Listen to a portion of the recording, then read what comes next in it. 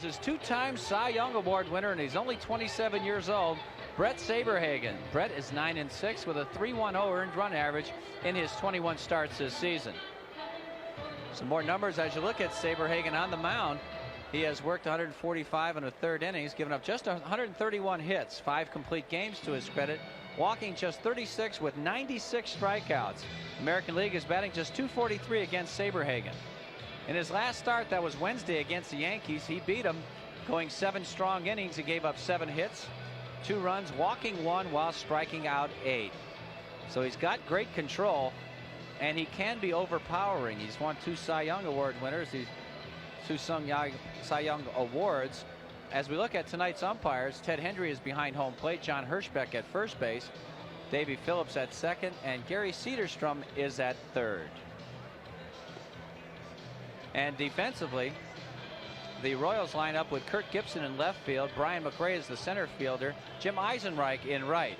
Around the horn, Bill Pacoda plays third base, David Howard is a shortstop, Terry Shumpert at second, and Todd Benzinger is at first.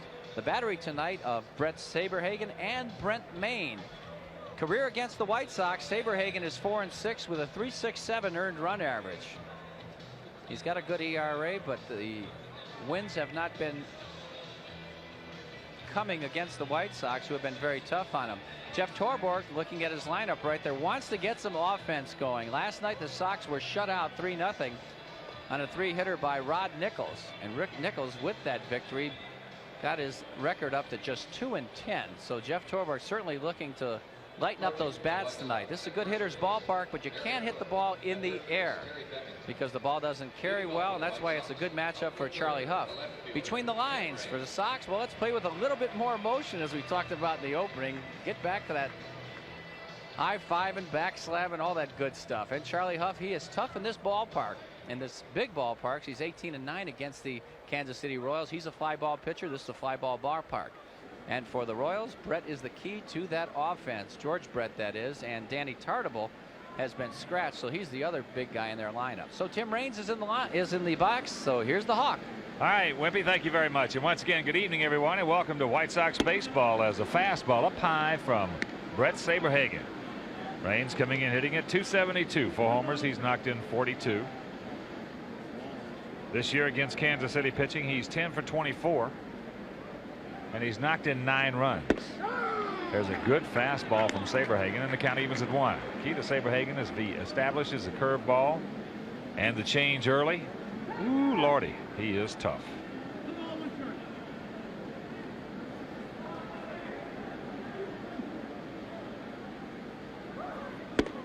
Yes.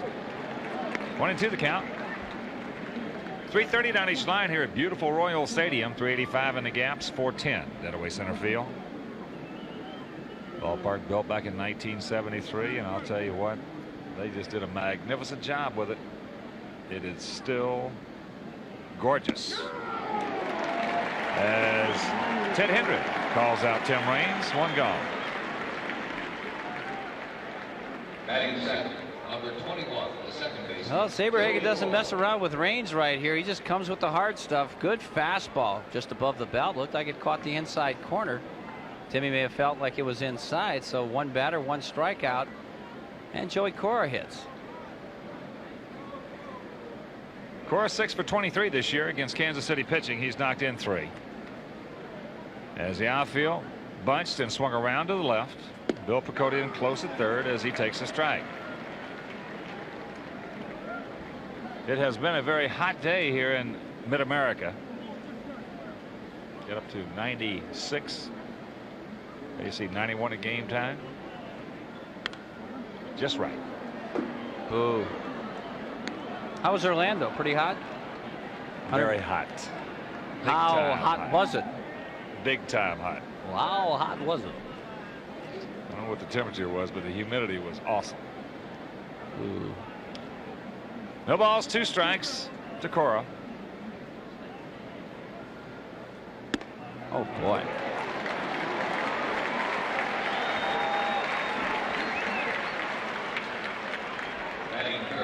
Well, this is no contest right here. Joey Cora cannot get on top of this fastball. Watch it. Man, that is eye high coming in there up and away, and that is some severe high octane right there. Saberhagen looks like he's got an excellent fastball working for him. Here's Big Frank hitting at 324, 26 homers. He has knocked in 96. A couple of home runs, 8 RBIs. As there's the fastball inside. Against Kansas City pitching this year, he's 9 for 24. He just put on an exhibition in batting practice. Went over that center field fence about 4 times. One time way back up there, just below the big column of the scoreboard.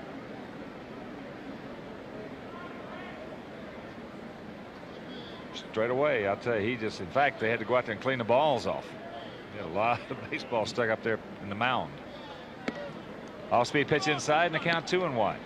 Also hit one that landed almost even with the pitching rubbers down in the Sox bullpen. That's a long way. I'll tell you, he was just showtime. Yeah. In BP. 2-1 delivery from Saberhagen. Gas.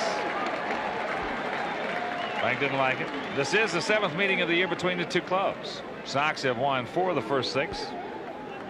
Take a look at this last fastball. Frank doesn't think it caught the inside corner. Ted Hendry did. Ted Hendry wins, and it's a 2-2 count.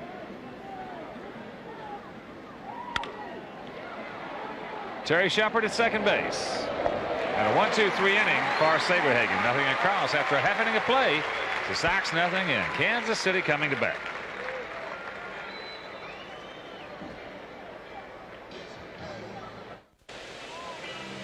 No score, bottom of the first inning here at Kansas City. Brett Saberhagen breezed through the first. And the Royals will get another look at the Chuckster. Charlie Huff goes to work for the 22nd time as a starter. He's 7-7 with a .380 earned run average on the season. Charlie's worked 154 innings, has 4 complete games to his credit, giving up just 124 hits, 77 walks, and 82 strikeouts. American League batting just .221 against Charlie Huff this year. Defensively, the Sox have Raines, Johnson, and Pasqua in the outfield. Around the Hornets, Ventura, Guillen, Cora, and Thomas. Battery tonight of Charlie Huff and Ron Karkovice.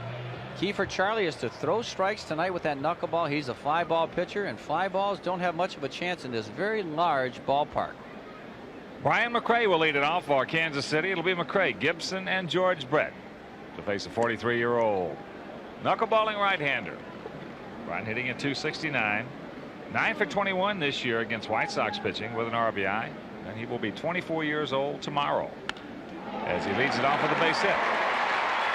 So McRae, who owns the longest hitting streak in the American League this year, earlier at 22 games. Good speed. He has 17 stolen bases. Take a look at the first hit of the ball game. Knuckleball just kind of hangs up over there on the outer half of the plate. He goes out there and gets it, rips it into right field for the first hit of the ball game. And McRae's got good speed, 17 stolen bases. So, and lefties coming up, so they'll have the advantage of hitting to that hole between first and second with Frank Thomas holding the runner on. McRae originally was not in the lineup. Danny Tartabull was scratched. They put McRae in as Kirk Gibson steps up, hitting at .243. 15 homers. He's knocked in 49. Gibson this year 5 for 19 with a couple of homers and 3 RBIs against the Sox. Kansas City, that record of 63-60, 10.5 games back. And the Sox, of course, on a 6-game losing streak, lost 12 of 14. Now just 10 games over at 67-57.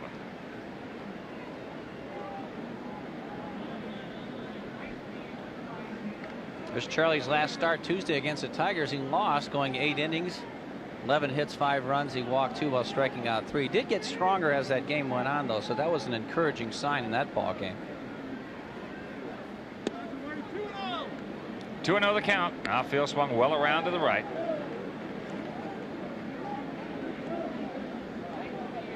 I mentioned earlier, Sox have played 3 games here this season and won all 3.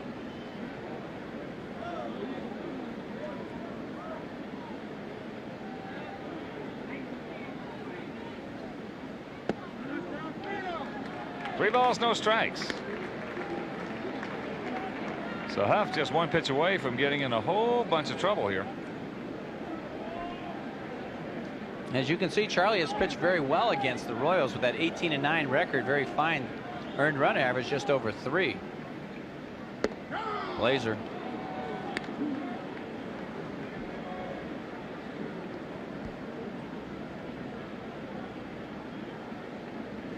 Three balls and a strike to Gibson.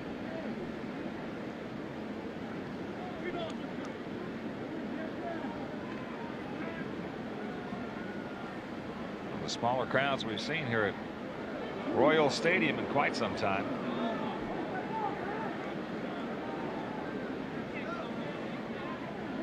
Kansas City averaging 28,402.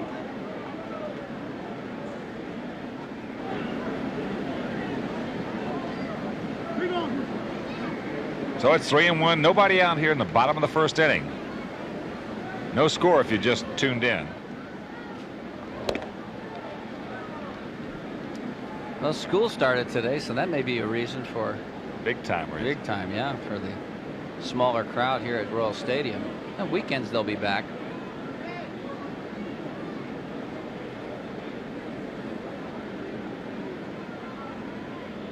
There goes the runner.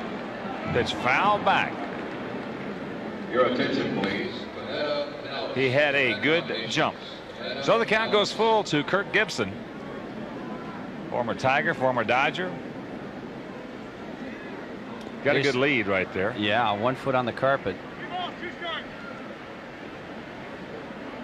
Brian a little upset right there. The pitch was fouled off.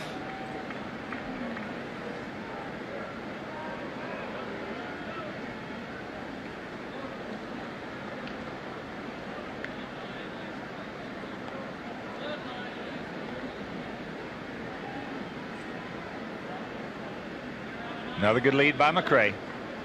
And a big pitch for Charlie Huff. There he goes. Ball gets away from Karkovice. Now McRae's going to move into third base. Gibson will hold at first. So that'll be ball 4 and a pass ball.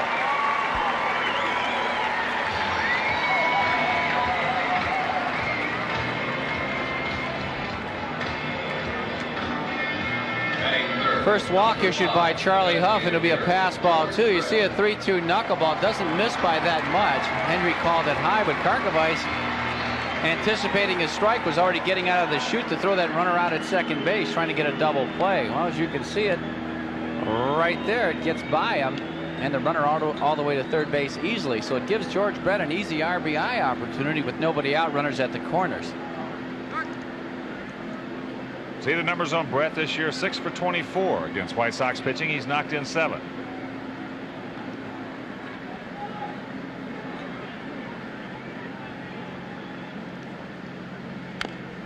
Fouls that one down at home plate. Gibson has good speed at first. He has 16 stolen bases and 19 attempts. George Brett, 38-year-old veteran, against the White Sox in his career. .295 lifetime hitter with 21 homers and 100 RBIs.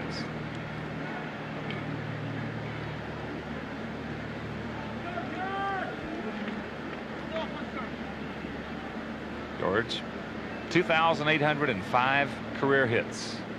That's 33rd on the all-time list. Takes the ball. Next is George Sisler. And then Jim Rice.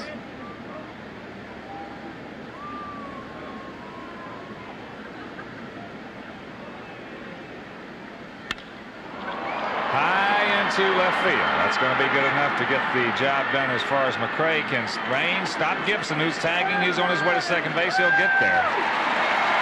The Royals take it 1-0.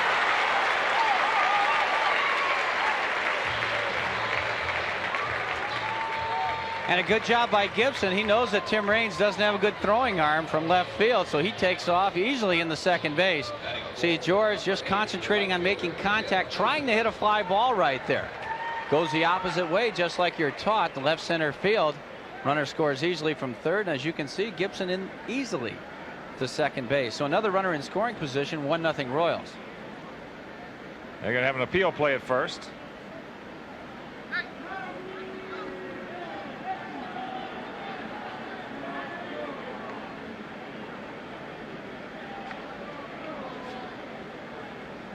So 1-0 Kansas City as the right fielder Jim Eisenreich, cleanup hitter, steps in, hitting at .301, 1 homer.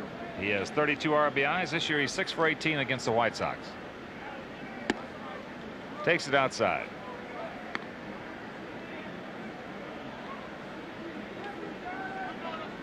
Now field playing in the pull slightly. Bit of a gap between Lance in center and Raines in left.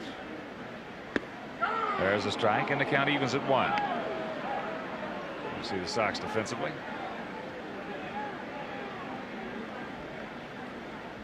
Danny Tartabull was originally scheduled to hit cleanup tonight, but he is out of there with a bruised knee. That's back up the middle. Joey Cora.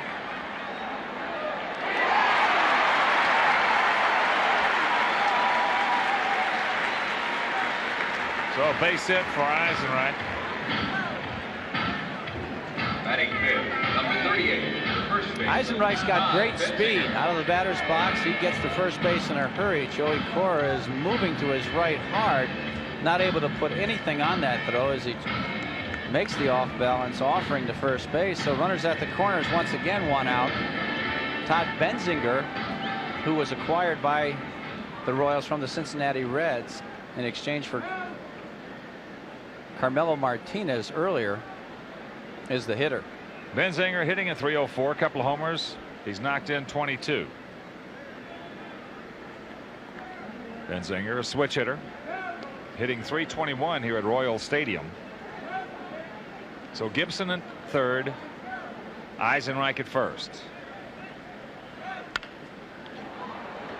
Cora over to Ozzie. Bad throw, but they just do get Eisenreich. Gibson scores and it's a 2-0 Kansas City lead.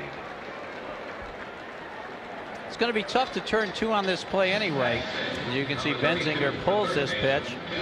When Joey Cora has to move slightly to his left, that made it a tough double play to turn. And Ozzie makes a good play right there, turning himself into a first baseman just to get the force play.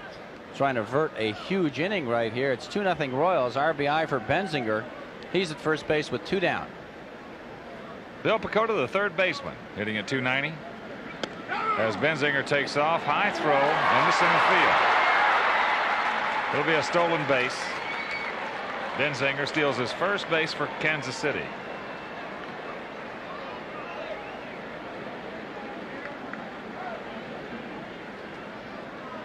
Take a look at it. Good strike on the knuckler. This one just gets away from Karkovice. He had him easily.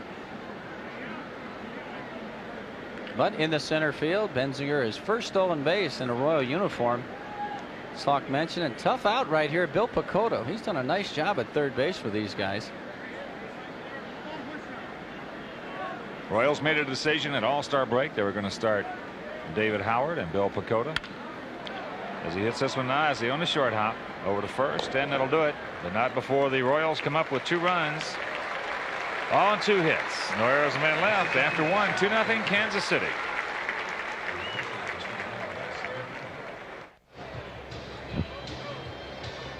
(2-0) Kansas City here in the top of the second inning. And let's take a look at some baseline, some game notes that'll help you enjoy tonight's ball game a little more. The Sox have scored only 5 runs in the last 27 innings. You don't win often when that happens. The Sox are batting .308 versus the Royals, and the Royals have lost 8 of their last 11 ball games. But Kansas City got on the board with 2 big runs in the first inning, and a lot of times that's enough to hold up for Bret Saberhagen, one of the real fine pitchers in all of baseball today. He retired the side in order. In the first, he struck out Raines. He struck out Cora. Got Thomas to bounce out to second base. So it'll be Ventura, Fisk, and Pasqua. There are the numbers on Robin. Saberhagen has already shown the Sox he does have some good gas. That was in the first inning. Threw that one right by Ventura. And our picks to click tonight. That took Lance. I got Ventura. Jim Angio took Carlton Fisk. And our producer director Jim Angio takes Pudge. All right. 21 to count. Whoa.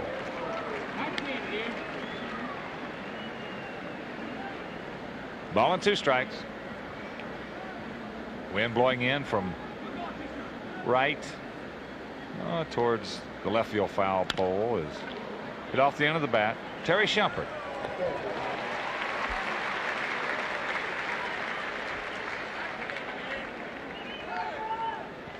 So one out, and here comes Carlton Fisk. Pledge hitting at 266, 10 homers. He's knocked in 51. 3 for 13 this year against Royal pitching with a homer and 4 RBIs.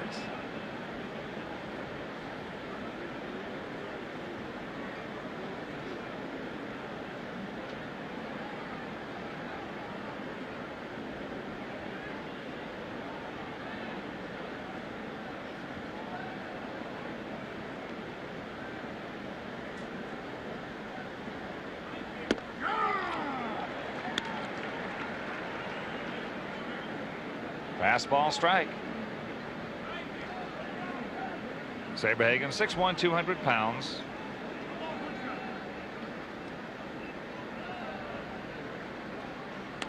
Breaking pitch. Boy, he starts throwing that thing right there, the right-handers. Good night, sweet Prince. Well, I'm just a big Saberhagen fan. Over the course of his career, he's been injured, but tell you one thing, when he's right, he can put a clinic on out there. Oh boy. Fastball on the outside corner. He can absolutely paint. And all of us here at Sports Channel would like to welcome our affiliate Jones Intercable and all our viewers in Wheaton, Illinois. Wheaton, yes. Got to get some yeses going during the ball game. When was the last time you said yes? Oh man, I'll tell you, this has been morbid, moribund, sad, morose, down. No. Not good. Bad. Well, Pasqua takes the strike, but it's going to get better. I don't know when, but it's going to get better. that's right. Well, all good teams go through these funky periods. See a pretty good curveball by Saberhagen taken by Pasqua, but it's just a matter of getting out of it. How do you get out of it? There's no definitive answer. If there was, you could put it down in written form and make yourself an awful lot of money. That's inside, and the count 2-1. Every club is unique to its own situations, to its own hot streaks, to its own slumps.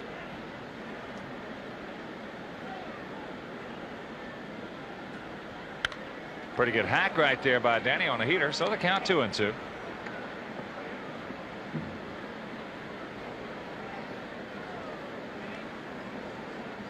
Well, and winning as like hitting and defense and all the other things is a contagious type thing. So once somebody starts doing it, the other guys kind of pick up, and good things happen to the ball club in general. Ball hammered into right field, right at Eisenreich. So another 1-2-3 inning for Saberhagen. Nothing across after an inning and a half. 2-0 Kansas City. Right now, let's pause for that break from our local affiliates.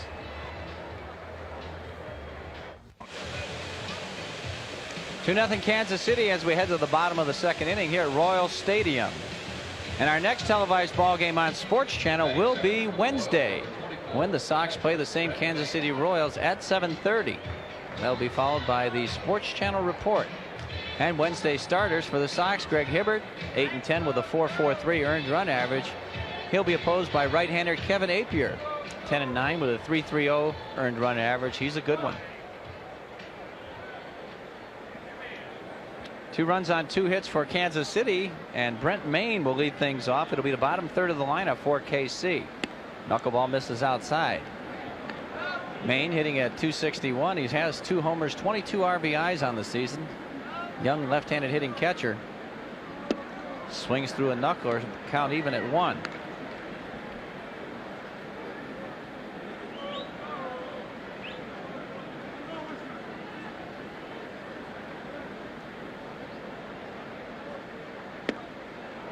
Strike 2 with another knuckleball right there. A little bit more movement on the pitches this inning. Last year, Charlie's pitches didn't have a whole lot of movement to him. He walked a hitter. That guy did score. Here's the ball lifted to left field. Tim Raines is there, camped, and makes the play. 1 down. So Maine flies out to left field, and that'll bring up David Howard. Batting eighth, number 31, the shortstop, David Howard. David Howard, as Hawk mentioned at the All-Star break, was given the everyday shortstop job. He replaces Kurt Stillwell, who has played very well for this team in the past. See, Howard, 228 hitter on the season, 1 homer, 17 RBIs, but he's played very good defense. Stillwell made 13 errors during his time in there, although Howard has made 10 already himself. Okay, I like Kurt Stillwell. I do too. Oh, You know, this is his free agency. Adrian Garrett coaching at third. But this is his free agency year, and I'll tell you what's going to happen is so he won't be at Kansas City next year. no. It's obvious of that.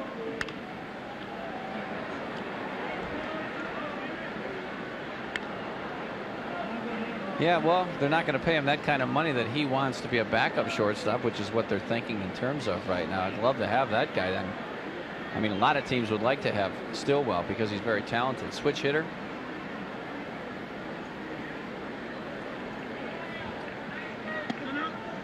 Knuckleball misses down low. And David Howard, of course, is the son of Bruce Howard, former White Sox pitcher. From Sarasota, Florida.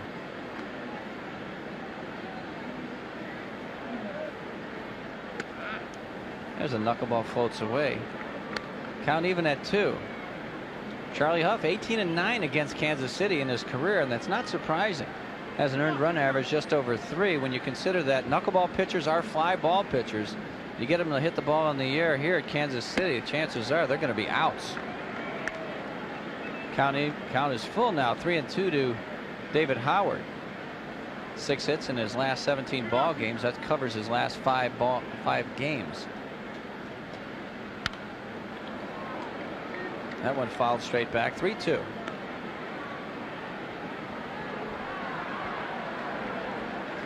And here's a reminder that on Labor Day, September 2nd at 7:05, the Sox host the Royals. All kids in attendance will receive a lunch bag courtesy of our pals from Koala Yummies. Call or visit your local Ticketmaster, 312-831-1SOX. 3-2 pitch. Pulled right side. Frank Thomas going to flip to Charlie Huff, and there's that play again. Frank's got about 10 feet to go to first base, take it himself, and he risks Charlie Huff getting beaten to the bag by David Howard. Look at that. I'll tell you, well, it's not just Big Frank. It's every first baseman we've had on this ball club. It does the same thing. So somebody, you would think, is pretty soon going to have to tell somebody who's playing first base to get their butt over there and take the play themselves. Nobody has told them. Here's Shumpert, bunt, good one. Charlie Huff, no way. Oh, that's a great bunt right there on artificial surface. He just put it right down the third baseline and deadened it.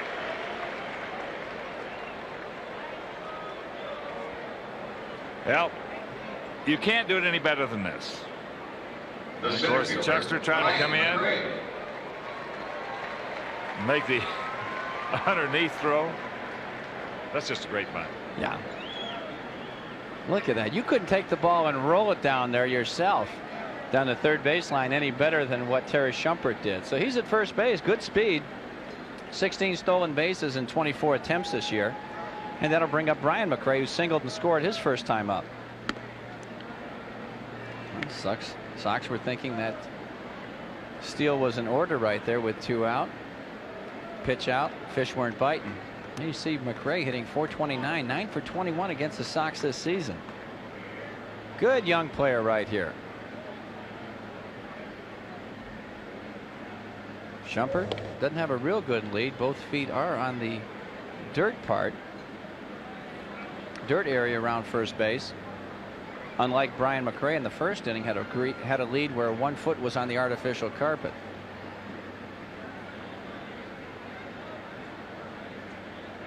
Fakes like he's going, takes strike 1, inside corner.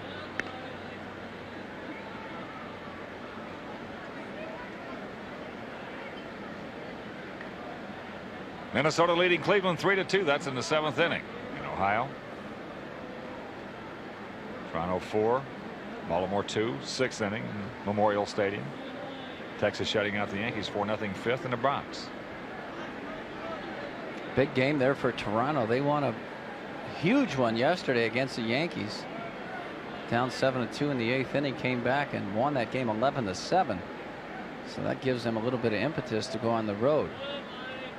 Here's a pitch, hammered. Ozzie to his right, catches it in the air, line drive out.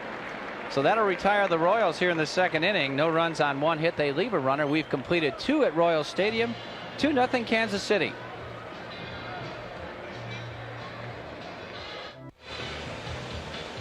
Two 0 Royals here in the top of the 3rd inning. Kansas City with 2 runs in the 1st. Lead off single by McRae. A walk to Gibson. Well, it's mixed in with a pass ball. And they put 2 on the board. So for the Sox, it'll be the lower 3rd of the order. Johnson, Karkovice, and Ozzie. As Brett Saberhagen has retired the first to 6 in order. 3 of those via the punch-out route.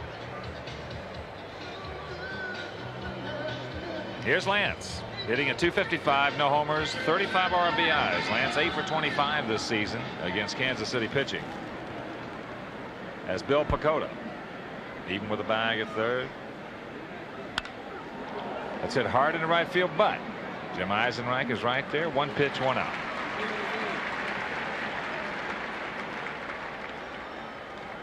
Batting eighth, number 20, the catcher, Ron Karkovice. That'll bring up Ron Karkovice. Kark hitting at .281, 5 homers. He's knocked in 18. Two runs, 3 hits, no errors for Kansas City.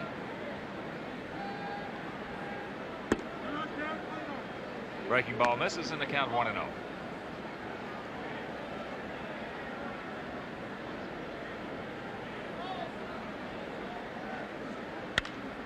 Fastball lined hard, foul, just fouled on right field line. So the count 1-1 as you look at the standings in the American League West.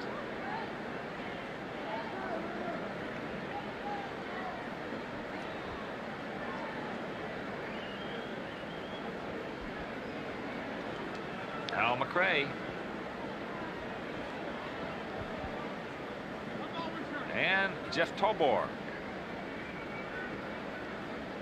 Here's the 1-1 pitch. But going foul. So ball and 2 strikes to Kark.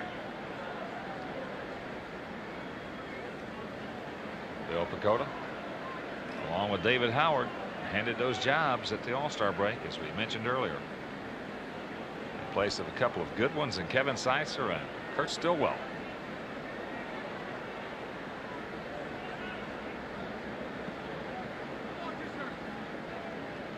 Kark 11 for his last 29. Checks it up. He did not go. 2-2 the count. It's that hard breaking ball that Brett Saberhagen has. Kark went out there. He didn't go. Good pitch by Saberhagen.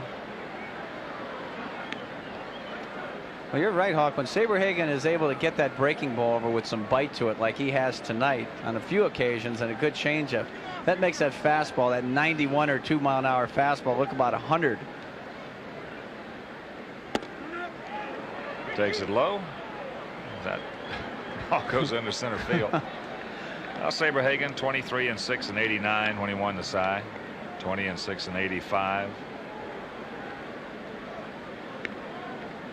Youngster's just a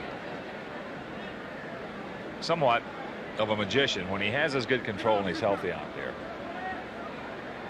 Just put a clinic on pitching to 4 different spots. Gets that pitch in on the fist of Karkovice and the count hangs full.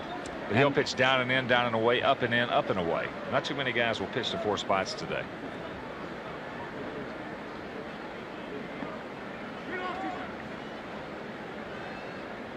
Payoff pitch to Kark. Ball 4, so the first Sox base runner. And that'll bring up Ozzie. Ozzie hitting at .262, a couple of homers. He's knocked in 39, 8 for 24 this year against Kansas City pitching.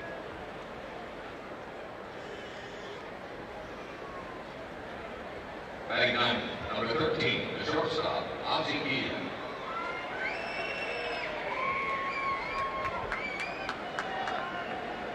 Two runs, 3 hits, no errors for Kansas City. No runs, no hits, and no errors for the Sox. First of a 3-game set before the Sox return home for that 8-game homestand.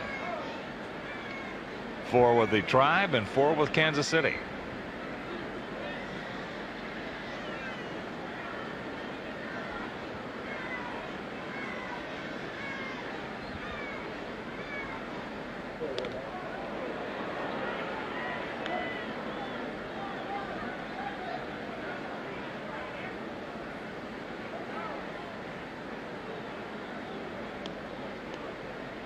Saberhagen has a good move to first base. He's quick.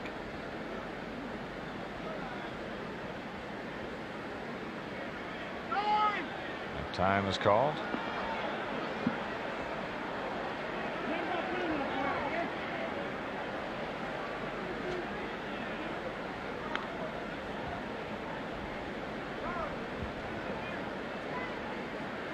Saberhagen's worked very hard. He has built up the upper part.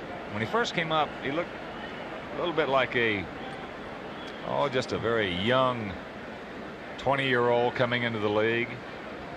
Not Skinny a whole kid. bunch of strength, but he has built himself up as there's one just by Benzinger as Saberhagen. Good play. Now he's going to rifle it down to second base. So Terry Shumpert over to Saberhagen. They get Ozzie. That's 4-1.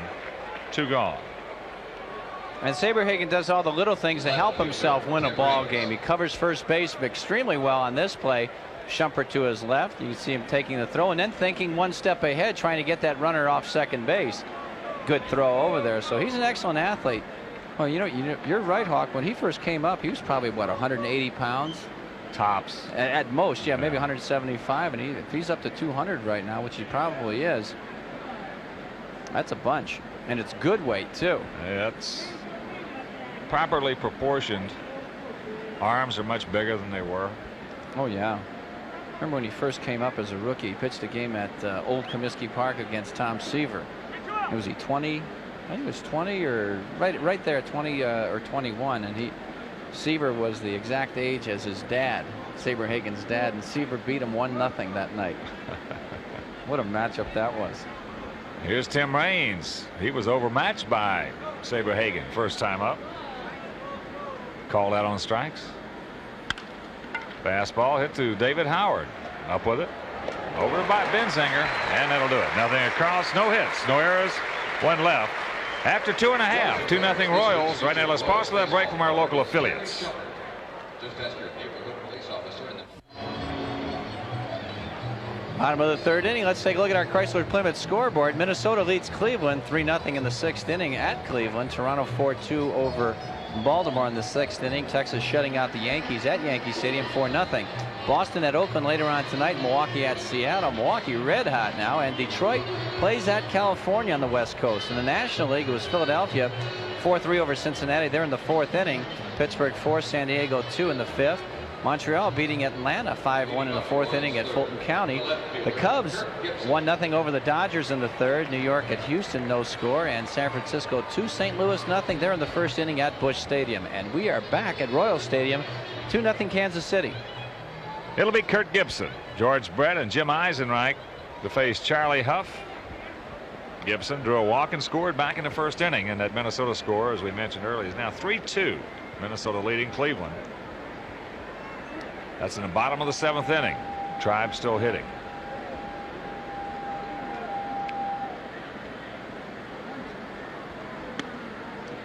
Gibson takes it outside. Ventura even with a bag at 3rd. Outfield swung around to the right, gap between Johnson and Raines. On just a beautiful evening for baseball here in mid-America. Too hot. Wrong. There's a strike on the inside corner. 7-0. Texas now leading the Yankees. That's in the 6th inning in the Bronx. 5-2 Blue Jays over the Birds, 6th inning. There's the strike. So the count 1-2.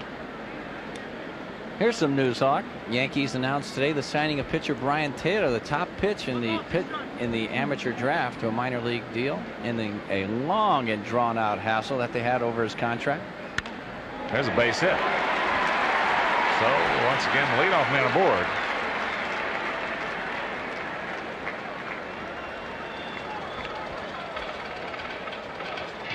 Did they announce the price?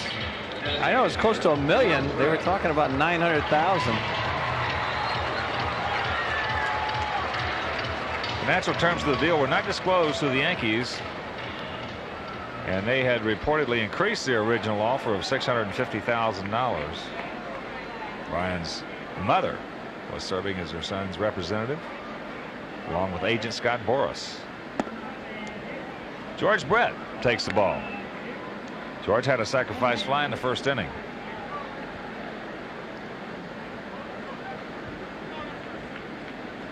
The word, he's got great stuff. Left-hander. Well, if he's the #1 pick, he's got to have good stuff. Yeah, everybody loved him. That's into center field. That's a base hit. Lance gets it back in, so the Royals first 2 men aboard here in the third. One thing about it, when you give those high school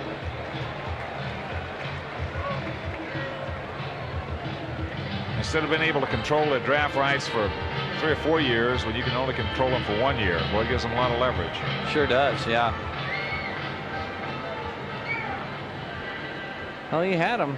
Got to be more equitable, as you see. Southpaw Ken Patterson, son of Gene from McGregor. He's starting to loosen up. Jim Eisenreich had an infield single in the first inning.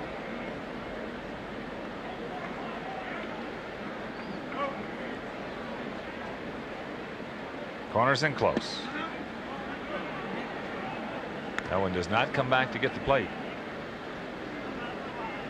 Minnesota now hitting in the top of the 8th inning, still leading Cleveland 3-2. As you just saw on our Chrysler Plymouth scoreboards, Boston will be at Oakland. They were swept. Big E in Anaheim. That's in the left field. Raines giving ground as Gibson's going to tag at second. Raines makes the catch. Both runners now going to go. Here's the throw to second base. Not in time. So George Brett moves from first to second. Oh, right there, shades of the old Kansas City Royals, late 70s, early 80s, when they were just base running phenoms. Anytime the ball was sitting in the air someplace or in the gap, they always got an extra base. And right there, even though Eisenreich didn't pull the ball, which is what he wanted to do in that situation, the good base running by Gibson and Brett gets them to second and third. They will take advantage if you don't have a good, strong throwing arm. Here's Todd Benzinger. Hit into a force play in the first inning. Now they're going to have a field play at second. So that's 2 appeal plays they've had on Kirk Gibson. Both for naught. Maybe he just looks like he got there too quick, huh? For a big guy, he can still really run. And he's healthy. Talk about what a great football player he was at Michigan State. People tell me that in his senior year of football, he was the best pro football prospect in that draft. He was good. Well, he's made enough money in baseball to take care of that. Yeah. Benzinger takes a strike. Outfield for the most part straight up. Well, you don't see many 6'3", 220-pound wide receivers. Back then, anyway. 2-0 Kansas City. As that Souvenir left side in the count, 2 strikes.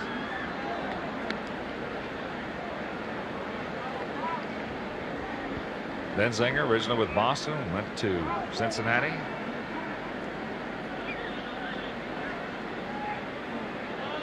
Now to Kansas City. The young man's been fortunate in one respect. He's played in 3 good cities. That he has. Sox with the infield in. Chopper Ventura came in now. Ball gets over his head as 2 runs are going to score. Robin misjudged that one.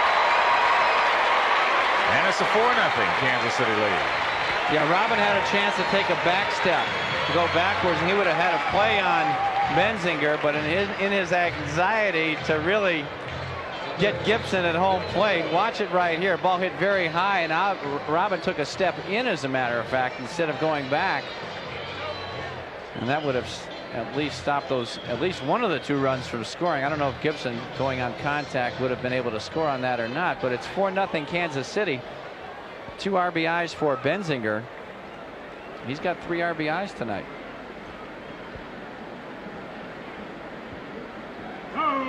Here's Pacoda.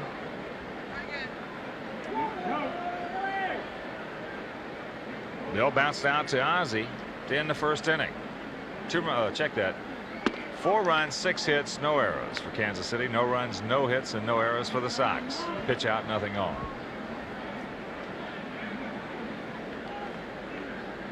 Benzinger stole his first base in a Royal uniform in the first inning.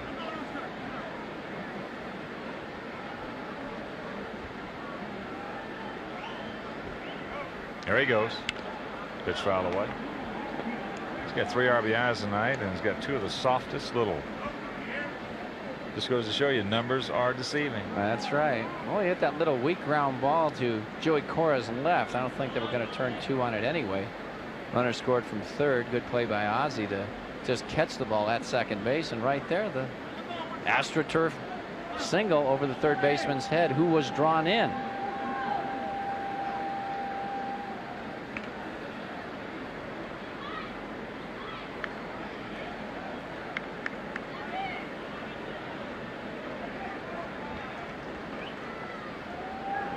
Oh, Lordy. 1-1 pitch.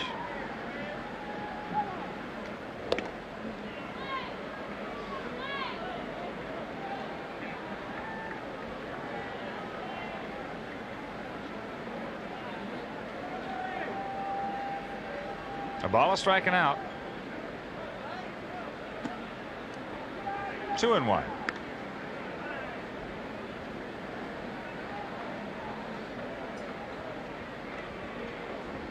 Pitching matchups for the rest of this series. Wilson Alvarez tomorrow against Southpaw Mark Davis. Luis Aquino was scheduled to go. They have scratched him. And then on Wednesday in the finale, Greg Hibbert against Kevin Appier.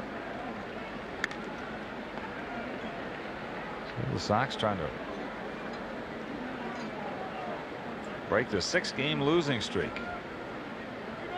It does not look too good tonight with Saberhagen throwing the way he is. No, it doesn't, but there's always that chance. There goes the runner. Ball hammered foul. Here's a guy you really got to like, Bill Pacoda. Now, he's the kind of guy that was on that freeway the whole time. I don't know what road it is to Omaha, but he was just constantly being shuffled back and forth. I-29, Jim Angio tells us. And here's a guy come up when the guy had an injury. He'd always do a pretty decent job filling in, playing all the utility infield positions. Never really stuck. Now he's getting his first real chance to play on an everyday basis, and he's making the most of it. Well, Kevin Seitzer's hand injury got his season off to a dampened start. But yeah, Pacoda to me is a good 5th infielder. But if you're looking to try to win a pennant, and of course we don't know what the extent of Seitzer's injury is to this point, but Seitzer's put the numbers on the board in the past to prove he is a contending ball player. That's right. Well, it usually takes about a year for the hand to heal completely. That ball hit hard into the gap. Charlie Huff got a hanger up there, so Benzinger's going to score. Now Pacoda's going to turn it on, going to third base. They get him. But it's a 5-0 Kansas City lead.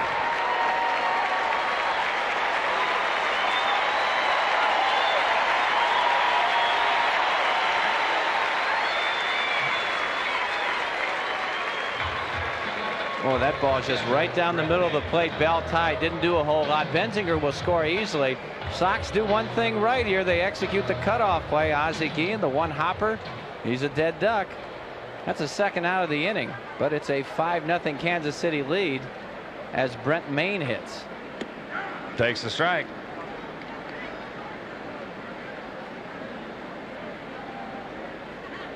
Brent Mayne fly to left field.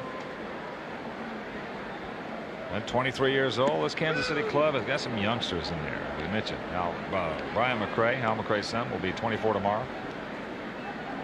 Maine 23, Howard 24, Shumpert just turned 25. How old's McFarland? I think he's 27. Yeah, he's still got. But the pitching staff, really, I'll tell you, the Kansas City pitching staff is, last couple of springs has been the hinge on everybody judged their play. And the Kansas City pitching staff the last couple of seasons has had big time physical problems. Oh yeah, you look at Gubiza. Saberhagen's been hurt quite a bit. Of course, Mark Davis. It's in the left field, base hit.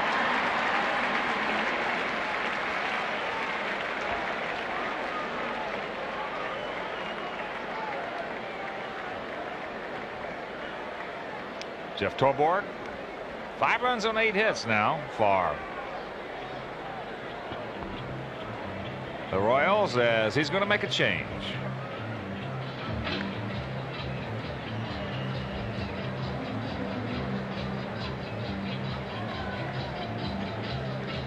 Breaking the action right here is Charlie Huff, is hit hard. 5 runs on 8 hits, and we'll be back to give you the numbers on Ken Patterson right after this.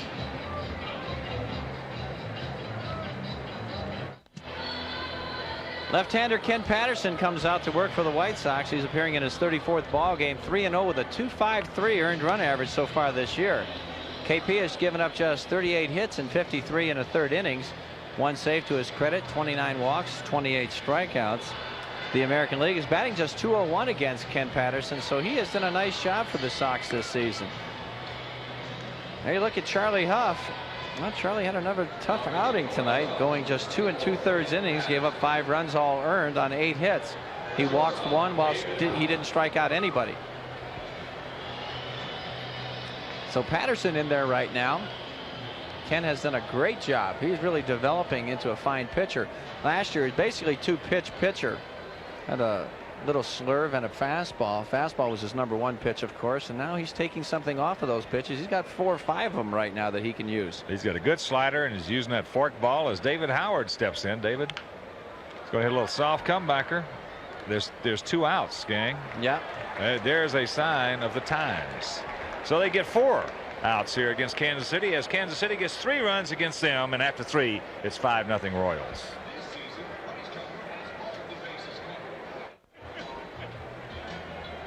5-0 Royals as we get set to go to the top of the 4th inning. 5 runs, 8 hits, no errors for Kansas City. No runs, no hits, and no errors for the Sox. Just 1 base runner for the Sox. That was a 3rd inning walk to Karkovice. Brett Saberhagen with 3 punch outs. It'll be Cora, Thomas, and Ventura. And while we have a moment, check out the American League East. The Tigers hanging tough. Red Sox, Brew Crew, look where they have come from nowhere. I believe they've won 8 out of their last 10 ball games. Brewers, yeah, they've been red hot. Of course, they swept Oakland. Boston was swept out in Anaheim all 6 games this year. First time that's ever happened. So here's Cora. He was a strikeout victim his first trip. Dakota in close at 3rd. Yes.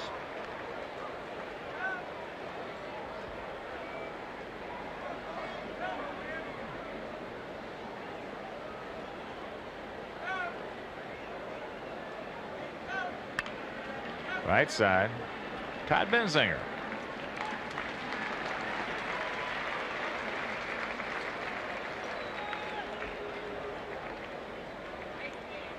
And here's a reminder that there will be White Sox batting helmets from Coca-Cola for all kids Sunday, September 1st, as the Sox host the Indians at 1:35. Tickets are available at your local Ticketmaster or call 312-831-1-SOX. Here's Big Frank. Bounced out Shumpert to Benzinger. Fastball inside, just off the plate. Well, you're right. It's amazing that Saberhagen can pitch those 4 spots with that fastball of his. Down and in, up and in, up and away, down and away. Change upstairs, and the count 2-0. You know, with equal amount of effectiveness too. Saberhagen, since he's come into this league, has pitched some of the best ball games I have ever seen pitched anywhere as there's a fastball on the inside corner and the count 2-1. I mean, it seems like once a year, you know, when he's healthy, once a year, he'll give you one of those games that you can just put it in a time capsule. Yeah. It just should go to Cooperstown, clinic time.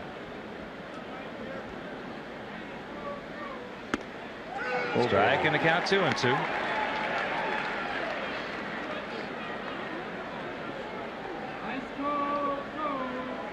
Well, I don't know. These pitches look all right to me. Frank isn't satisfied with a bunch of the calls, especially on the inside corner by Ted Hendry. Well, the 2-2 pitch. Whoa. Lays off of it. Full count. What's new?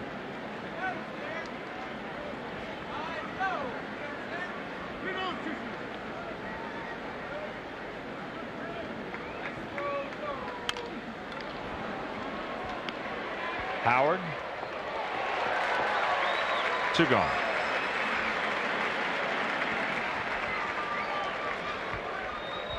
And while we have a moment, I want to welcome Ernie and Patty Valadares, whom I met on the plane today, who are celebrating their honeymoon with the White Sox here in Kansas City. They were married on Saturday. What a nice couple.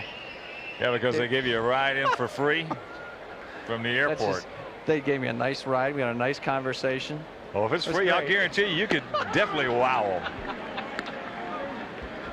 If you had to pay half, so you wouldn't have said a word. Gave them directions. Well, they needed a car, and I said, "Do you need a guide?" In a car. Robin with a 1-strike count. Boy, it's a jump from the airport here to the hotel. There's a strike and the count 0-2. Now, what'd you pay? 40 beans.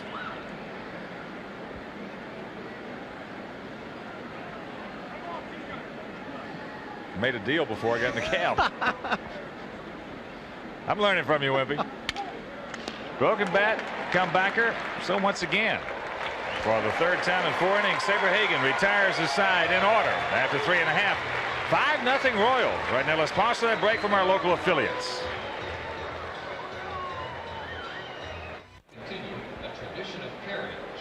5-0 Royals. It has not been pretty, though, so far. In fact, it has not been pretty on this road trip, nor was it pretty on that last 3-game homestand. But it's going to get better. 5-8-0 for the Royals. No runs, no hits, and no errors for the Sox. Terry Shumpert will lead it off for Kansas City. Had a beautiful bunt single back in the 2nd inning. Minnesota now leading Cleveland 5-2, top of the 9th inning, and still hitting. Toronto leading Baltimore 5-2, top of the 7th. At Memorial Stadium, still hitting. Foul down at home plate. Texas shutting out the Yankees 7-0. Bottom of the 6th in the Bronx.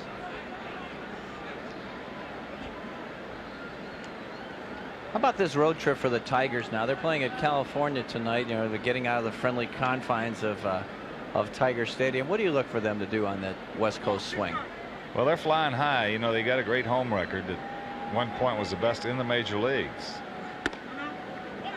As a count of ball and 2 strikes to Shumpert. But their track record is one that they have been scuffling on the road very definitely. And we'll just have to wait and see. I tell you, I'm a believer, as we talked about in Sparky. They're in the hunt. They're tied with the Blue Jays.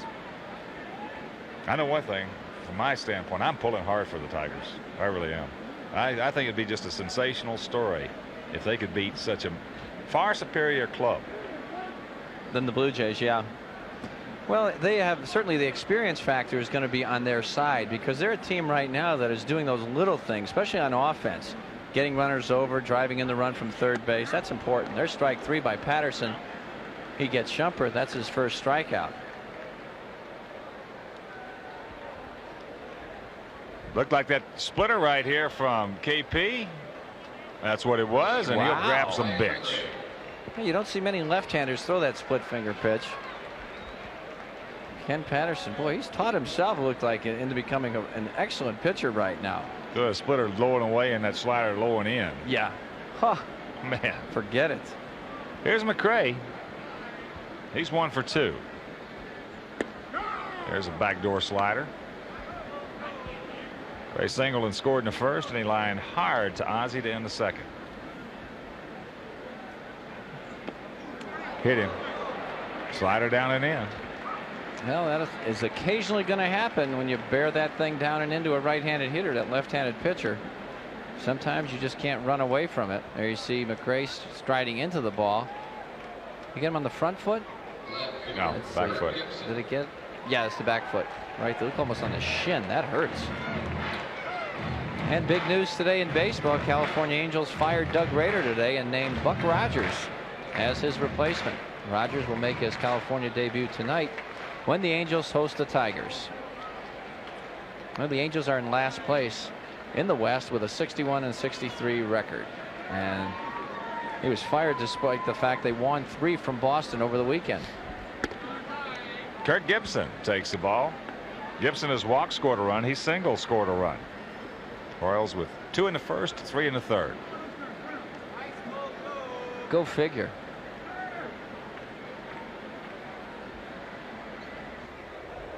Ball gets away from Big Frank. Throwing error by Patterson. McRae's turning second. He's on his way to third. He'll get there.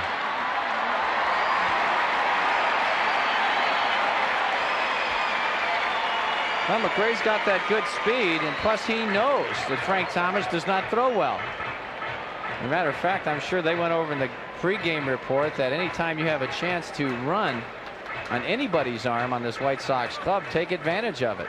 See if they can't throw you out. Frank cannot do it here. So he's at third base with 1 out. A good RBI opportunity for Kirk Gibson. And the infield once again will come in.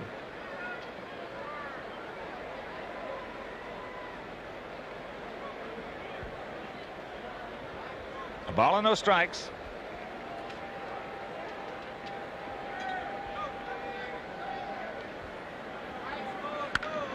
That's in the gap.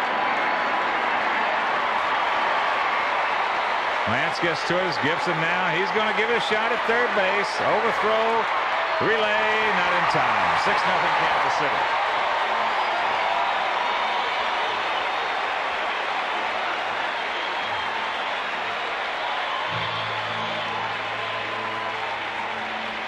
Well, the hit was impressive, but even more so was Kirk Gibson. His ability to go from first to third, from home to third, that is, on this triple. Ball hit like a bullet in the right center field gap. White Sox do a pretty good job on the relay. No chance. Gibby's in there with his 6th triple on the season. He gets an RBI. That makes it 50. And George Brett gets the same opportunity now with that runner at third base and just 1 out. Here's Sammy Ellis out to the mound now to talk to Ken Patterson.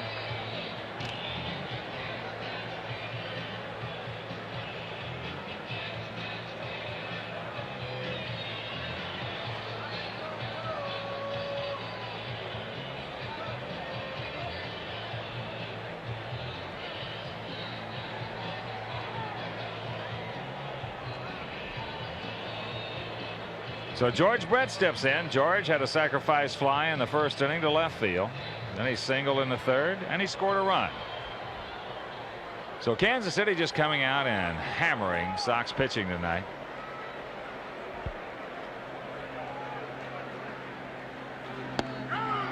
There's the strike.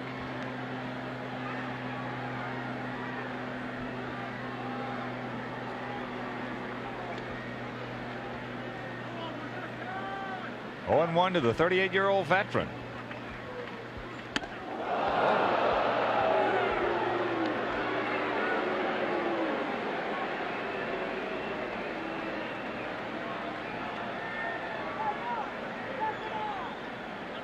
Little chin music right there from Patterson. The fastball up and in. So the count, 2 balls and a strike.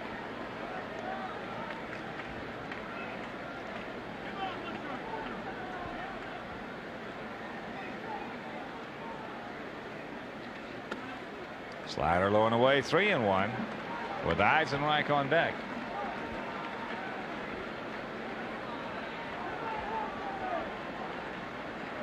Outfield shaded to the left. Big gap between Lance and Danny Pasqua.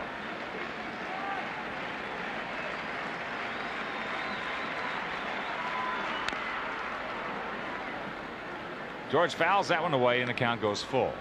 Minnesota still leading Cleveland 5-2 in the ninth inning at Cleveland Stadium.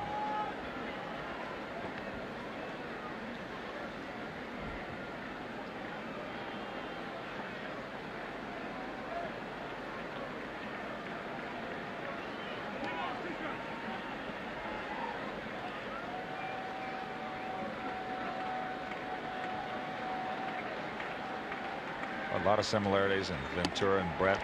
It's ball 4. Oh, yeah.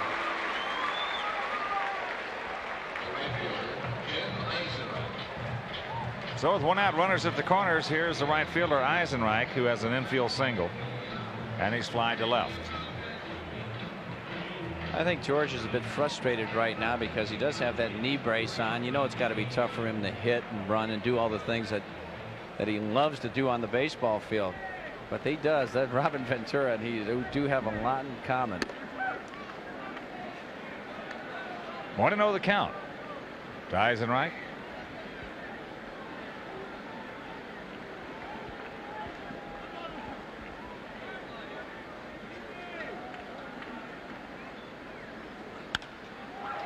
Into left field. Brett's tagging. He's not going to go on this one.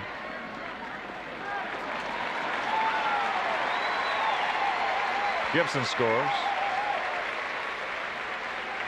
7-0. The first baseman, Tom Benzinger. Well, there you see Eisenreich a little late on the fastball, but it hits it certainly deep enough. Gibson was a known there. Brett was the only unknown. Sure. Well, George tagging up. He knows this field. Gibson scores for the 3rd consecutive time. Benzinger out in front. Put a little short, quick stroke on that one. He's 1 for 2 with 3 RBIs tonight. Benzinger is, and has hit 2 of the softest ground balls you want to see. In the right spots, though. Look at that, hitting .306 on the year. I tell you, this game is funny. 3 ribbies on 2 little soft ground balls. That's smoked. That's fair. Brett, they're going to be held at third as a double by Benzinger, and the Royals just hammering this thing. Well, when you get a couple cheap hits or a cheap hit and an RBI, as Benzinger did his last time up there, it usually ignites something in you, and you do something good. You hit the ball hard your next time up. Here's a curveball inside. Benzinger does a nice job of keeping that ball fair. You can see right down the third baseline. Really didn't get out there too quick. Stayed back nicely. Uses his hands really well from the right side of the plate, as he showed you right there. And so runners at second and third, and we will have a new pitcher. And we'll be back to tell you about him right after this.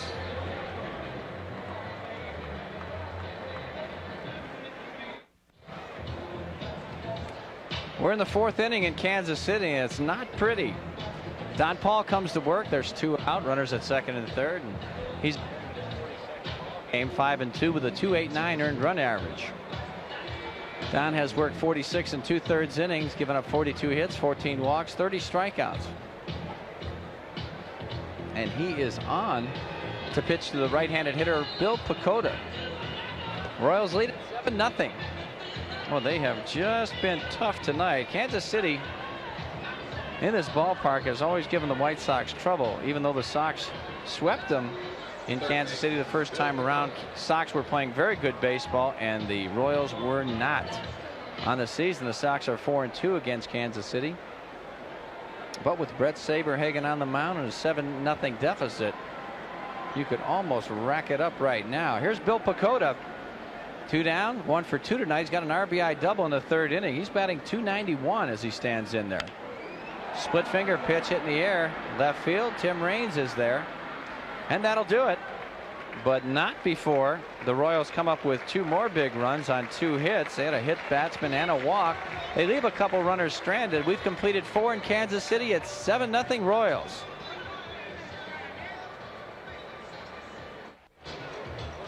Top of the 5th inning here at Kansas City. It's 7-0 Royals. And here's a reminder, watch White Sox Weekly with Jeff Torborg and yours truly.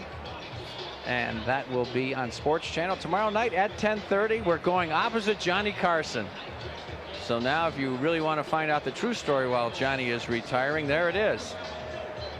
The competition. And we're back live at Kansas City. It has not been a pretty sight for White Sox fans. No runs, no hits, 1 error for the Sox. 7-10-0 for Kansas City. Brett Saberhagen has got a no-hitter going, and might as well put the double whammy on him right now. Booga booga. Carlton Fisk going to lead things off for the Sox. He took a called 3rd strike back in the 2nd inning.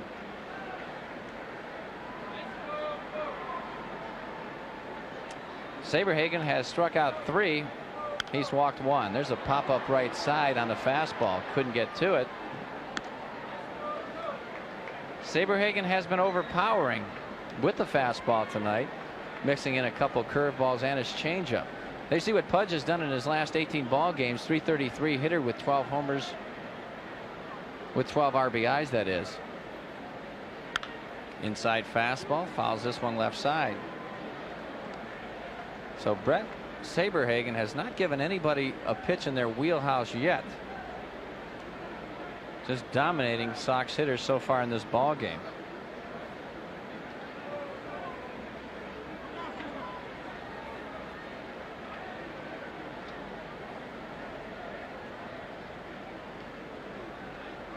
Oh, curveball just misses. He dropped down a bit. That's unfair.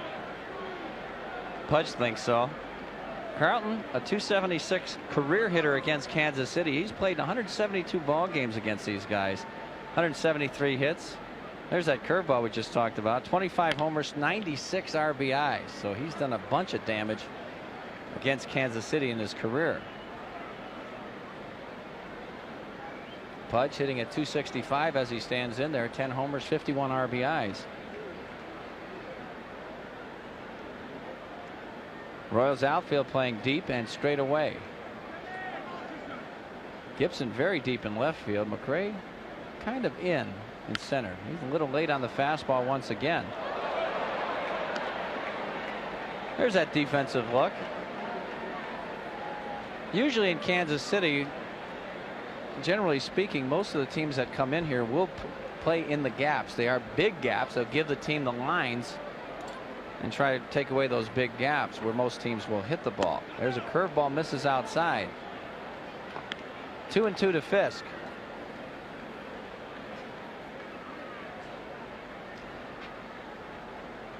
Saberhagen has had trouble against the Sox in the past, just 4-6. Record .367 earned run average, higher than his career, naturally. Career ERA. There's a changeup.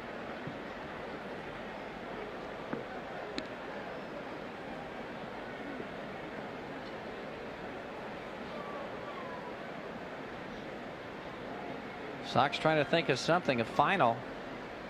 Minnesota beat Cleveland 5-3 at Cleveland Stadium. That's no good. Oh, there's jam shot right there. Did he catch it in the air? Yes, sir. Ted Hendry says so. Boy, he just got in there way deep. Lordy. We better start thinking in terms of picks to click to break up this no-hitter. Great idea. I'm staying with my guy. I'm going to stay with my guy, Lance Johnson. Oh, that's some severe jamming. You see, that ball was way back in on him before he could swing.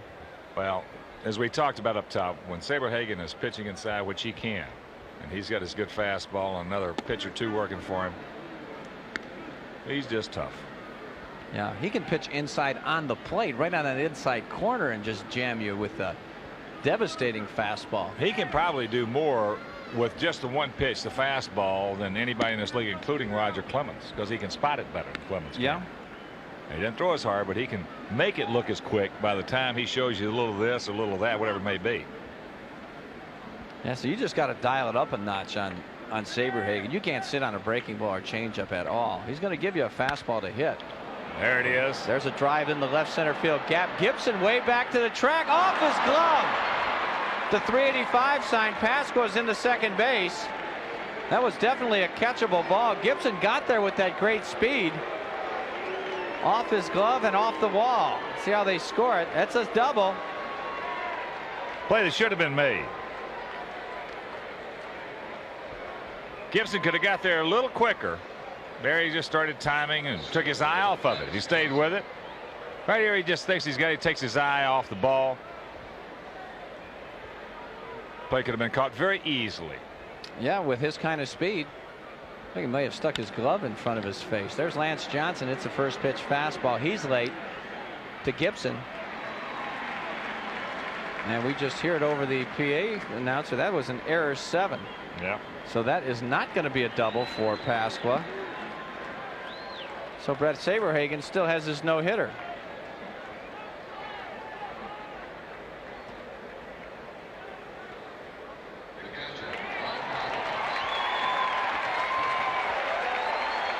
A little cheer in the background that you may be hearing is the fact that they have changed that ruling from a double to an error on Kirk Gibson. So Saberhagen was still working with the no-no. And here's Karkovice, who walked his first time up. Kark takes a curveball outside, ball 1.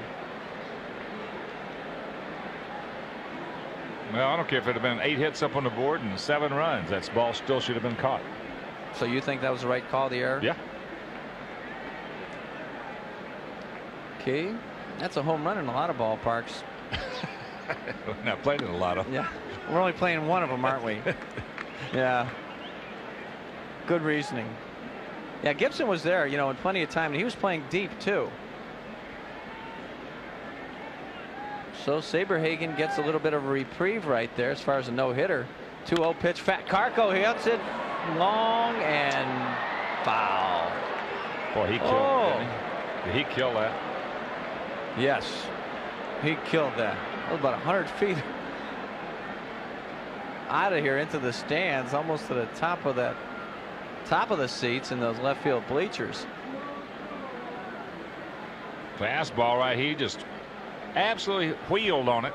That's as long as I've ever seen Kark hit a ball. So a 2-1 pitch coming up. And he wants it away. Fastball downstairs. Well, he had a little sinking action on that pitch. Now Saberhagen will throw the 2 different fastballs, won't he, Hawk? He'll throw a little bit of a 2-seamer and of course the 4-seamer. Most of the time, majority of the 4-seamers. 4-seamer, yeah. Well, like that one right there, it looked like it had some movement downward. He kept it around the knees. It was a good pitch for him. There's another fastball. What was it? 3 or 4 years ago, he pitched a game against us here that came up with one of the damnedest sinkers you ever want to see. I mean, just turning it over, the 2-seamer. Yeah. Hadn't seen him do that. That's really the only time I ever saw him do that. He just adjusted that night because he really didn't have as good velocity. Well, that's what you have to do. What do you say? Pitcher goes out there, what, 2 out of every 5 times? That's about the norm. Has his good stuff and good control. So you got to battle him the rest of the time. 2-2. Curveball got him. Karkovice goes down. That's the 4th strikeout for Bret Saberhagen. We're halfway through this ball game. 7-0 Royals. We pause now for a break from our local affiliates. This copyrighted program is presented by the authority of Major League Baseball and the Chicago White Sox. It is intended for the private, non-commercial use of our audience. Any publication, reproduction, retransmission, or other use of the pictures, descriptions, and accounts of this game without the express written permission of Major League Baseball, Chicago White Sox, and Sports Channel Chicago is strictly prohibited. It's not pretty, but there it is. 7-0 Kansas City. The catcher, Brent Maine. Just the bottom of the 5th inning. It'll be the lower third of the order. Maine, Howard, and Shumpert to face Don Paul. Maine 1 for 2, a single. That was in the 3rd inning. And he's flied to left. Royals with 2 in the 1st, 3 in the 3rd, and 2 in the 4th. Takes a strike. And want to send out a big White Sox hello to W.I. Fly, Wayne Nimitz, and Ottumwa, Iowa. Ottumwa, yes. Yeah, we up to Ottumwa then. Ozzie. 1 gone. Those are all those guys that stole all your money, right? Boy, I tell you, they got my money in a tomb. The shortstop, David Howard.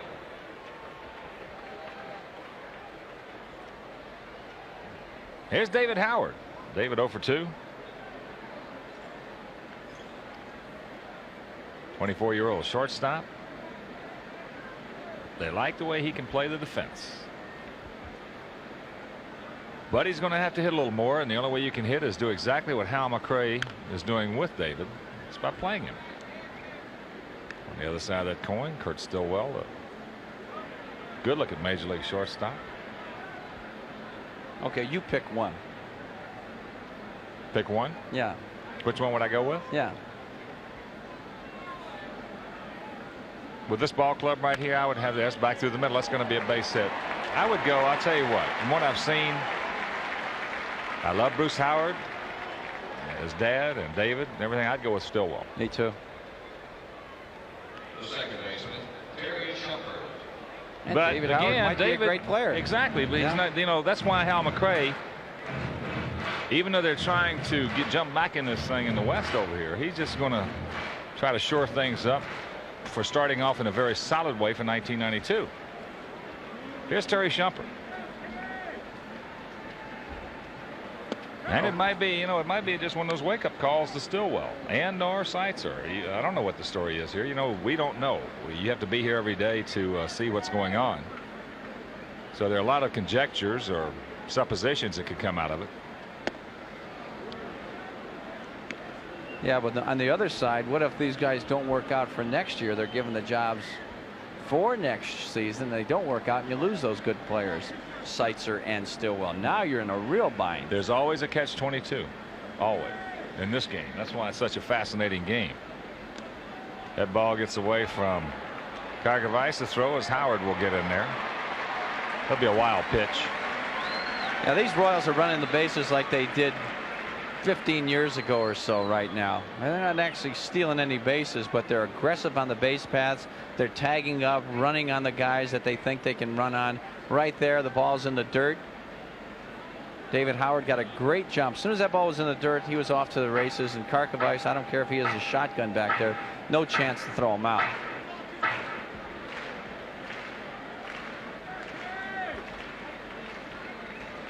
One-two pitch.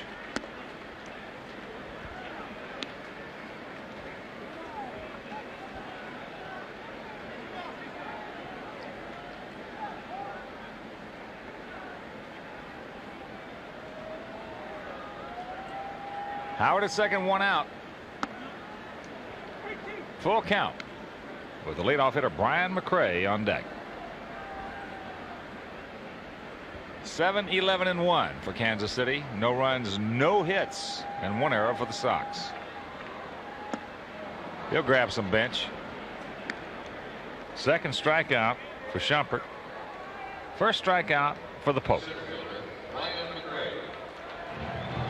That's a good split finger right here. Look at the bottom fall out right there on the outside corner at the knees. There aren't too many guys going to hit this pitch. Shumpert went down after it, but way over the top. So with two out, runner still at second base, here's Brian McRae.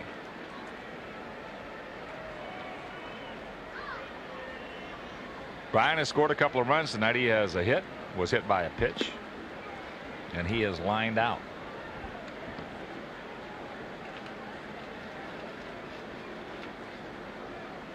Mentioned earlier, birthday boy tomorrow. He will be 24.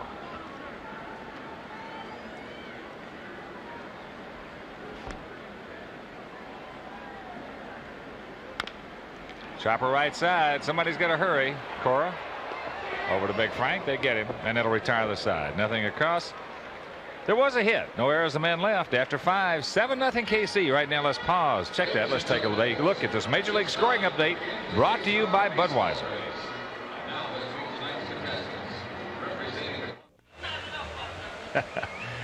That's the story. Top of the 6th inning. 7 runs, 11 hits for the Royals. No runs on no hits for the Sox. Brett Saberhagen walked one. There was one error, and I guess you could call it a questionable error, but I think it was an error. Gibson should have made the catch really in his back pocket. He did not. So for the Sox, it'll be Ozzie, then the top of the order, Raines and Cora.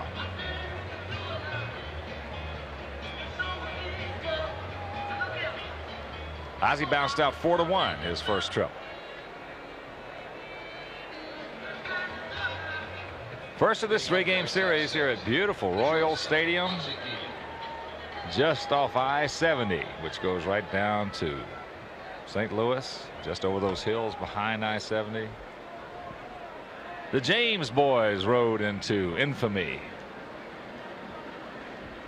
What kind of guys were they? No. Used to hang around with them? Not a too good guys. Souvenir left side. Did they get? How many strokes did they give you? We got to put the Maloch on Saberhagen now. Booga Booga booga. booga, the Maloch. We got to get something going here. We're just getting our fannies kicked and sitting up here. Yes. Gas.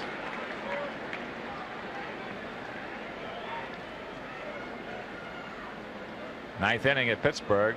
Pirates leading the Padres 5-4. Cincinnati beat the Phillies 5-4 at Riverfront. Atlanta leading Montreal. They came back. They're leading now 8-7 in the 7th inning down in Georgia. Justice has a home run in that ball game.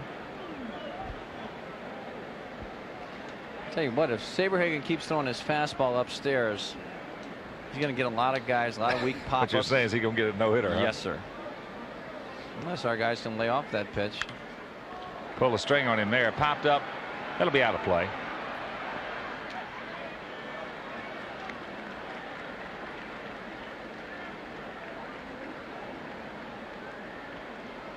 (5-3) St. Louis leading San Francisco. Will Clark is homered, number 25. Ozzie Smith is homered, number 2. Bud Black is having some problems the last 3 or 4 times out there for the Gigantes.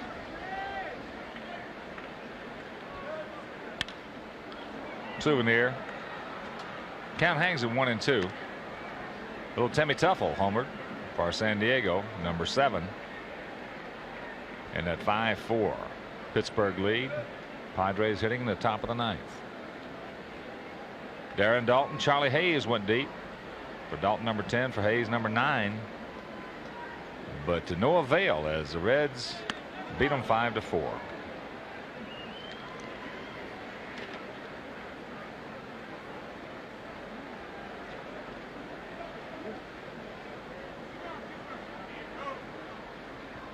Kevin Tapani was the winner over Dave Otto. Minnesota beat them 5-2. Ryan Harper, number 7. Kirby Puckett, number 14. And Shane Mack, number 16, all went deep. To Hopper, Pacoda.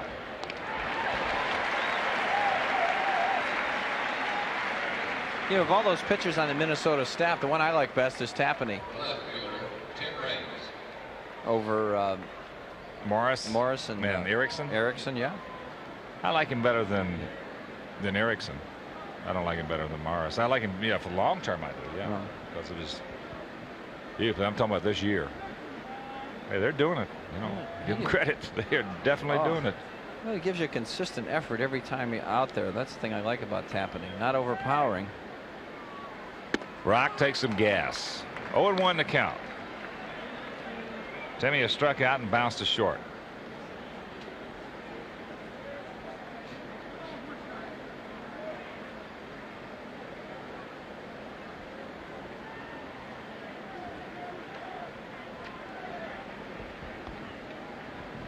Royals with 2 in the first, 3 in the third, 2 in the fourth. There's a breaking ball strike and the count 0-2.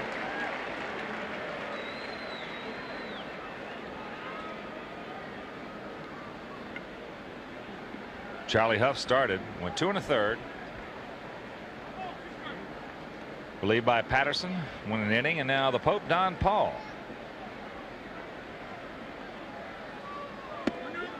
Just off the plate. A ball and 2 strikes.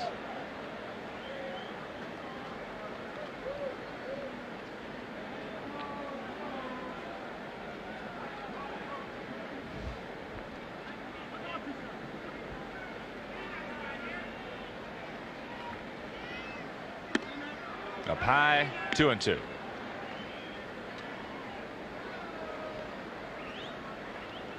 St. Louis now leading San Francisco 7-6, fifth inning at Busch Stadium. Mets leading Houston 3-2, top of the sixth down in Texas.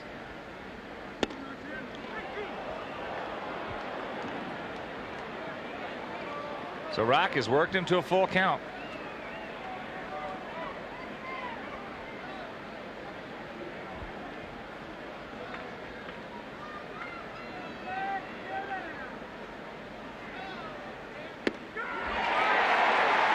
Two gone. Fifth strikeout for Saberhagen. Second time Raines has been called out. Like a changeup right here. The second baseman, Joey Cora. Yeah. Changeup caught the inside corner. It's about belt high. You see Raines committed early. His hands came forward, and that way he had no chance to pull the trigger on that pitch. So there's two down here in the sixth inning. Joey Cora, the hitter. He struck out and bounced to first. Fastball inside corner. On Friday, August 30th at 7:05, the White Sox host the Indians, and the first 20,000 adults will receive a hip pack. Call or visit your local ticket master at 312-831-1SOX. Yep. 0-2 the count with a mention of that hip pack. Double XL for the Whimperoo, please. Maybe triple. Been eating a lot lately, so. Boy, I tell you and I both. Every time we lose like this, I just go into a seafood diet. I know. Eat everything that You see. Yeah. It depresses me. I know it does you too. You know, when you're with a club and as close to the club as we are, you get the emotions, and even though we've been around it a long time, virtually all our lives, it's still it's a downer. Watch out. That almost took his helmet off. Ball and 2 strikes to Cora. Yeah, he's trying to come up and in. He does on 0-2.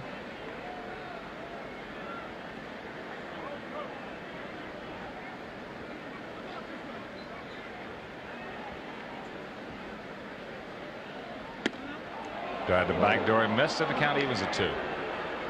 Now, you know, you sit there and you think about possible remedies. You look at the lineup every day as we do when we fill out our scorebooks, and you say, is this a good lineup? Could it be better? Could it be different? So all these things come into play. Souvenir left side, and that's the nature of the game as a skipper, but he's the one that has the responsibility, and he's the one, as much as we suffer, we're not in the same league with the suffering that Jeff goes through. I mean, here's a guy that has got his club well prepared every day to go out there and play a game. They run into this slump right here for the last 2 weeks. It's killing him. Look at this. 1-2-3 inning on a broken bat, little soft line drive for Saberhagen. After 5.5, 7-0 Royals. Right now, let's pause to that break from our local affiliates.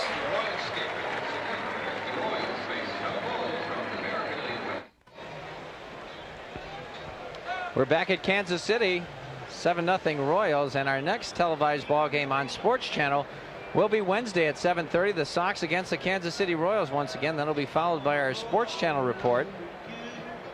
Starting pitchers will be Greg Hibbert for the Sox. The left-hander is 8-10 with a 4.43 earned run average. He'll be opposed by young right-hander Kevin Appier, 10-9 with a 3.30 ERA.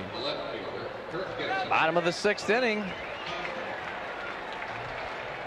Royals putting a hurting on the White Sox tonight, 7-0.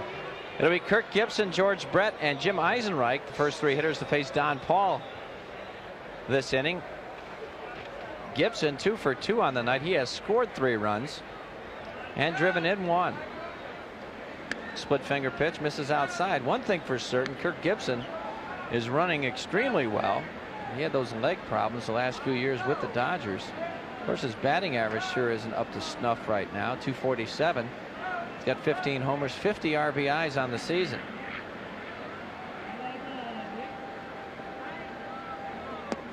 Splitter misses down and in, so Gibson goes ahead in the count now, 2-0.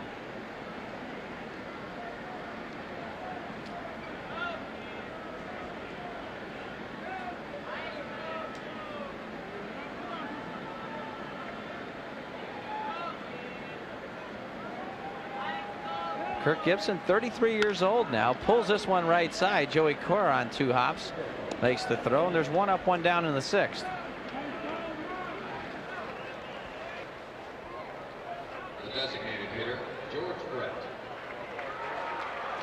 That'll bring up George Brett. George has a perfect night working for himself too. He's 1 for 1, a sacrifice fly and a walk. Single.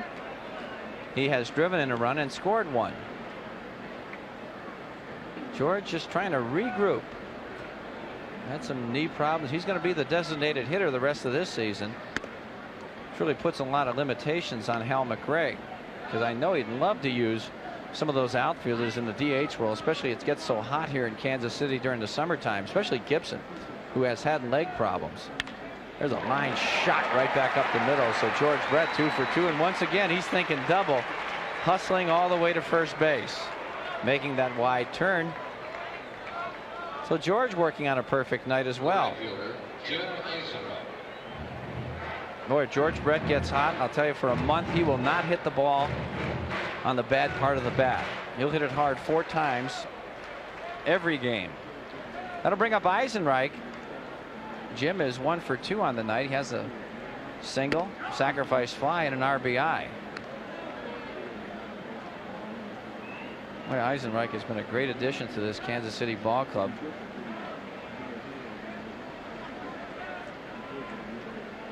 Last 2 years at 293 and 280. There's a splitter outside, 1-1.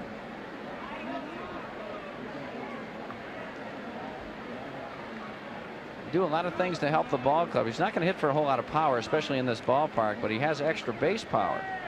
17 doubles on the year. Can run. There's 1 down and in.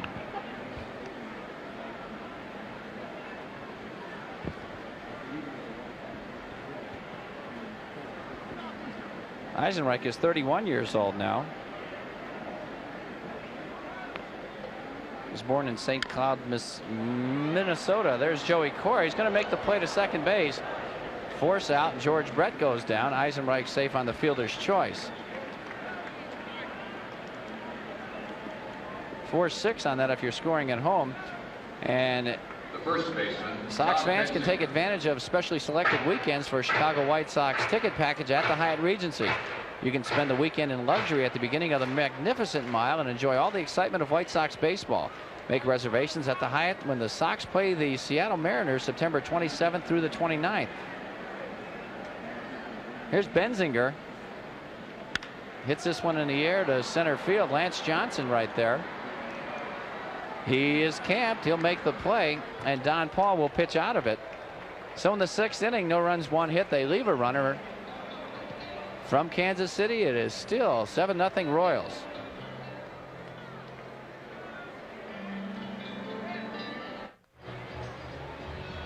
Brett Saberhagen, 27-year-old right-hander, has given up no runs on no hits through 6 innings.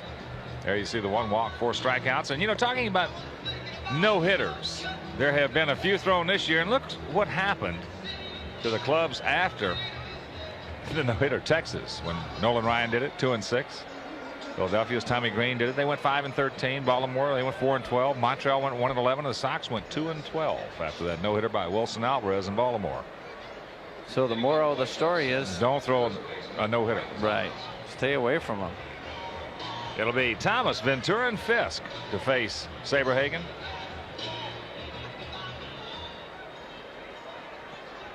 Atlanta now leading Montreal 10-7. They trail that game 7-1. That's hit hard right at Brian McRae. Comes in. Whoa. Makes the catch. He almost misjudged it. Big Franco for 3. Frank Thomas hit it hard right here. Take a look. Fastball. He tried to get it inside, but Big Frank opened up a bit early right there. He knew Saberhagen was thinking about it. He adjusted to his last at bat, but Frank, no luck right there. 1 up, 1 down here in the 7th. Robin has bounced to second. Fastball. Souvenir tardy. In case you're wondering, Brett Saberhagen has not pitched a no-hitter in his career. Has no one-hitters. 5 2-hitters. 8 3-hitters.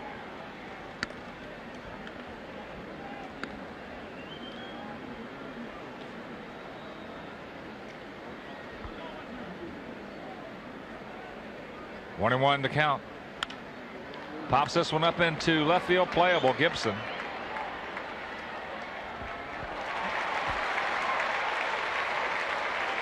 Two gone. Designated hitter, Carlton Gibson. He's not screwing around with him. He's just coming right at him. Yeah, his best stuff. If he's going to get it, if somebody's going to get a hit off him, he's going to make sure it's on that fastball, so he won't have any misgivings or anything like that when he looks back on this game. Here's Carlton. He struck out and hit that little soft line drive back to Saberhagen, who ate him up with a fastball inside. He's still bringing it. Oh, pop, and you hear that pop all the way up here. That catcher's mitt. Well, he's thinking about it. I know he's going to give it his best shot.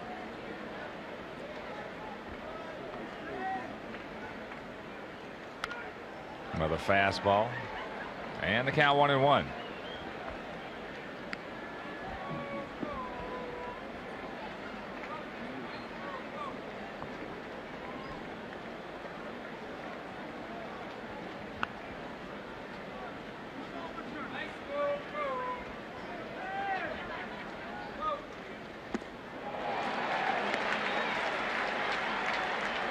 There's the off-speed pitch, but as Wimpy mentioned, he's not going to make the mistake with that off-speed pitch. If he makes a mistake, it's definitely going to be with a fastball. That way you can live with yourself in case it does not come off.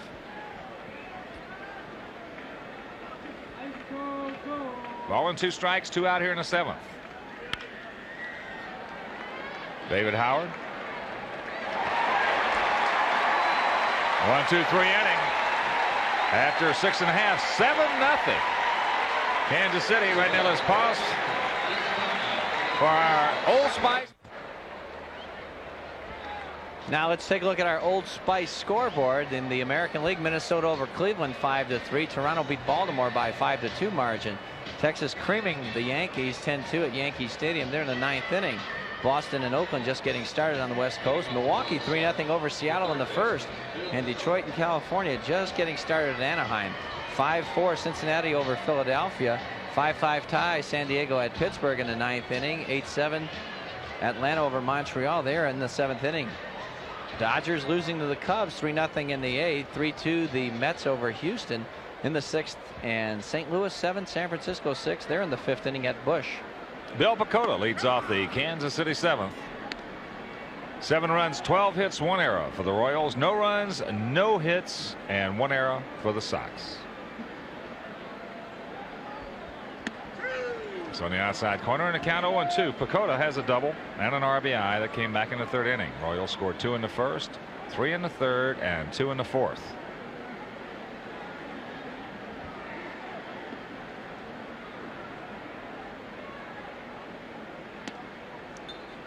No ball and 2 strikes.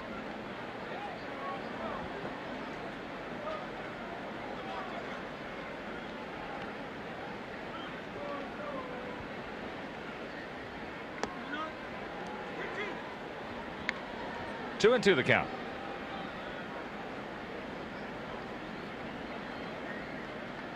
Devon White and Mike Devereaux homered in that Toronto victory over Baltimore. In the right field, Pasqua.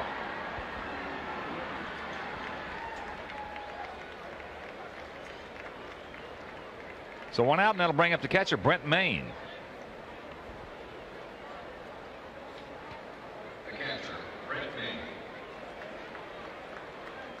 Mentioned earlier, Expos were leading the Braves 7-1.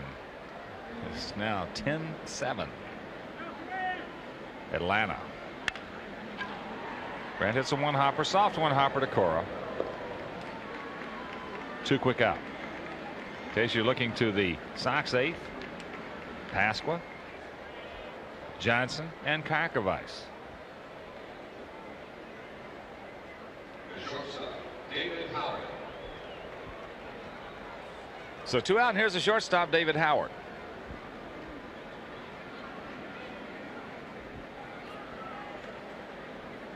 David has a base hit. That was a single back in the 5th inning, right back through the middle. Outfield shading him around to the left.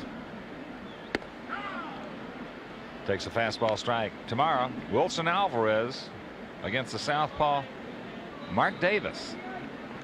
Then on Wednesday in the finale, Greg Hibbert against Kevin Apier.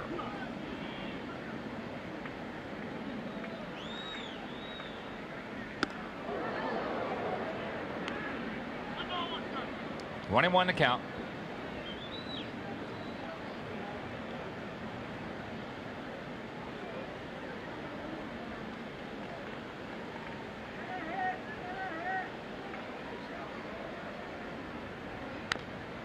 To use that splitter foul.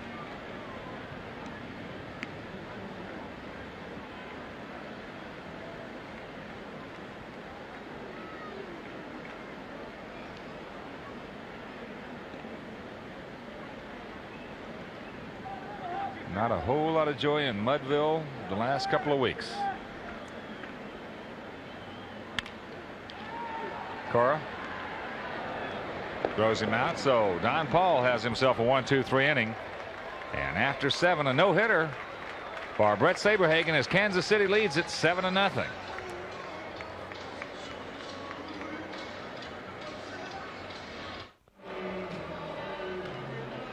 That's the story here as we move to the top of the 8th inning. 7 runs, 12 hits, 1 error for the Royals. No runs, no hits, and 1 error for the Sox. As Wimpy told you, Bret Saberhagen has never pitched a no-hitter. He has a few 2-hitters, a few 3-hitters, a whole bunch of 2, 3, and 4 hitters. So he's 6 outs away from it, and it'll be Pasqua, Johnson, and Karkovice, the scheduled hitters, here in the top of the 8th inning. Bret has had an outstanding fastball tonight. Good control of that. Used his curveball really as just a show-me pitch. Spotted the changeup well. So basically, for the most part, he's been, in effect, a 2-pitch pitcher while showing the other one just for effect. Yeah, but when you got that overpowering fastball that he has tonight, spotting it so well, that counts about 3 or 4 by itself. Well, here's Danny. He has the only questionable.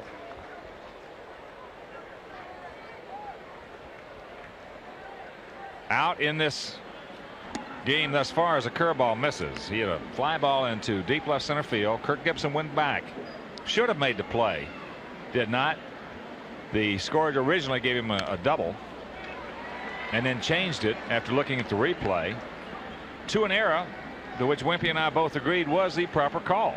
Even though we'd love to see Danny get the base hit and the no-hitter be broken up from the Sox point of view, it was a good call changing it. Fastball inside and the count 2-1.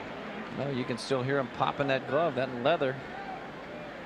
Right there on the inside fastball to Pasqua. Hadn't lost a thing.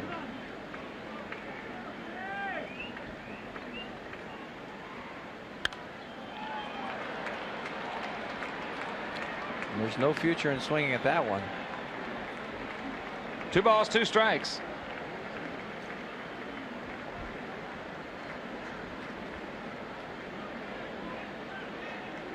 Outfield for the most part straight up. Bit of a gap between McRae and Gibson.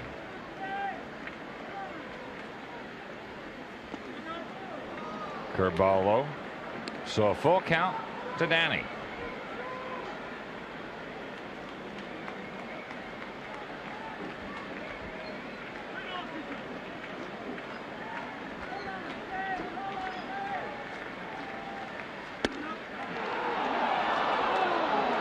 Wow.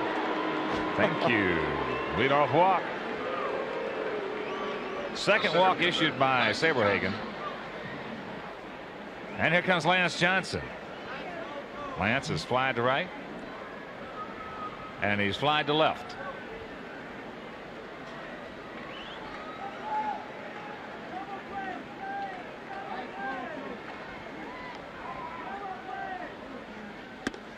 Takes a fastball high.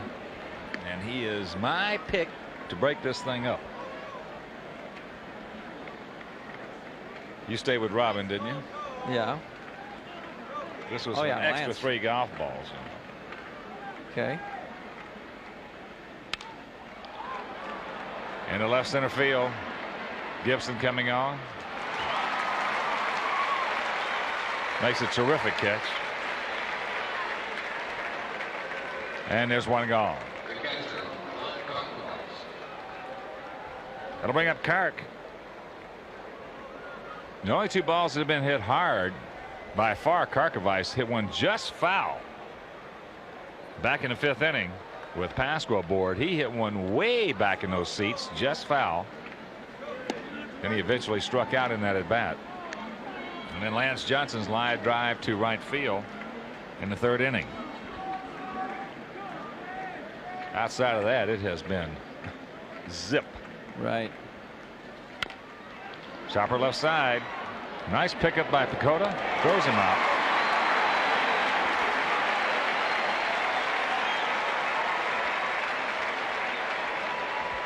Two gone.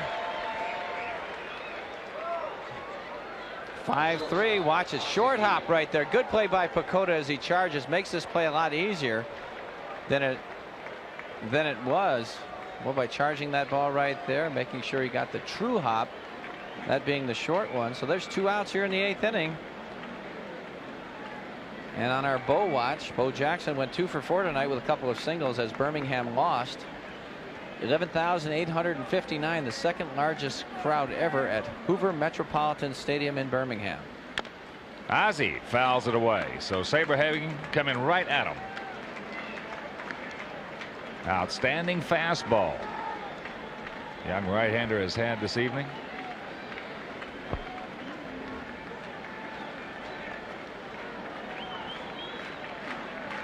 Four more outs as the Royals lead it 7-0. Right back, come hard, comebacker. What a play by Saberhagen, and he gets it.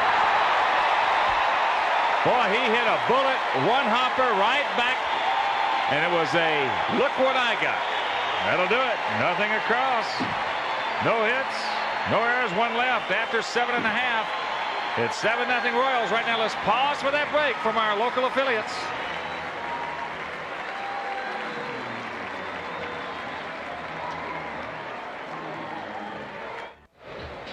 Scott Rudinski is the new White Sox pitcher, appearing in his 50th ball game tonight. He's 4-4, 2.18 earned run average. Rad has worked 53 2/3 innings, given up 44 hits. He's saved 4, striking out 40 while just walking a 16.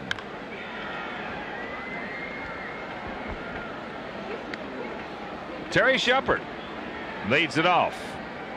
Mabrullo behind the plate. 7-0 Kansas City. Shepard has singled and struck out twice. But if you just got home and joined us late, totals on the board for the Royals: 7 runs, 12 hits, and 1 error. For the Sox, no runs, no hits, and an error. For the Sox in the top of the 9th inning, it'll be the top of the order. Raines, Cora, and Thomas. As that pitch just inside, and the count 1-2. So Rad, the 4th Sox pitcher of the evening.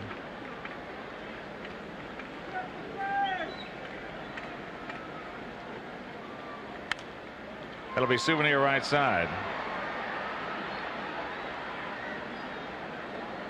Don Paul did an outstanding job, working 3 1/3, very easy, giving up just 2 hits. No walks, had a strikeout.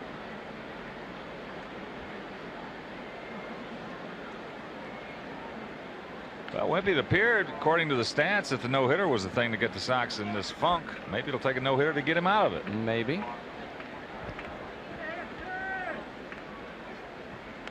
Breaking ball, fouls it off. Do you think he's going to get it? Yep. I do too. I do too. No, Like we just same thing we thought Wilson was going to get it in the 7th inning in that Baltimore game. That's right. Checks it up, takes it low, and the count evens at 2. Texas defeated the Yankees 10-2 in the Bronx. Minnesota over Cleveland 5-3 in Ohio. Blue Jays beat the Orioles 5-2 in Maryland.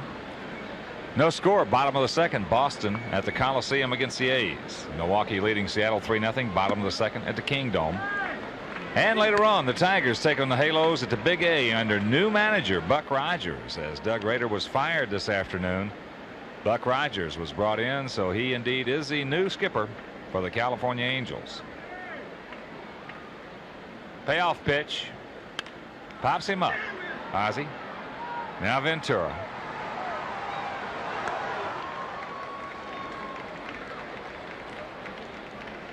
And a reminder that the White Sox wives and daughters will play the Grandstand Wives Saturday, August 31st at 11 a.m. at Armour Park Square, which is located at 33rd and Shields, right across the street from New Comiskey Park. And the donation is $1 per raffle ticket. And Pete tells us from Grandstand that there are some great little prizes out there. Well, if he's Great big involved in ones. it, I'll guarantee you there's some good ones. Brian McRae. Brian 1 for 3, a base hit, a couple of runs scored. Hits it hard to Cora, easy one hopper. And there's 2 gone, so we're getting closer and closer to the top of the 9th inning, where Brett Saberhagen is going to try for his first ever no-hitter. Left fielder, Kurt Gibson. Tigers put a quick one on the board as they just posted it. They are still hitting in the top of the first inning in California.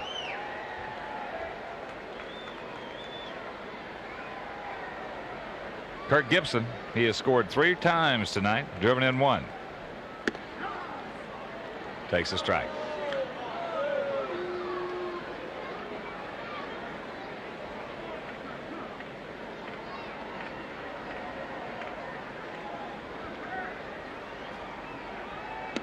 Breaking ball misses.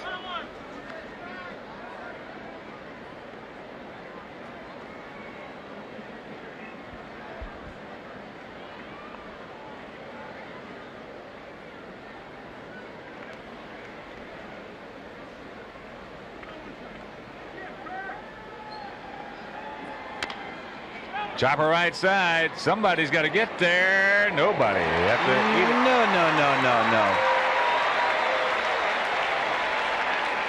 No, you just cannot. You can't sit back on that one.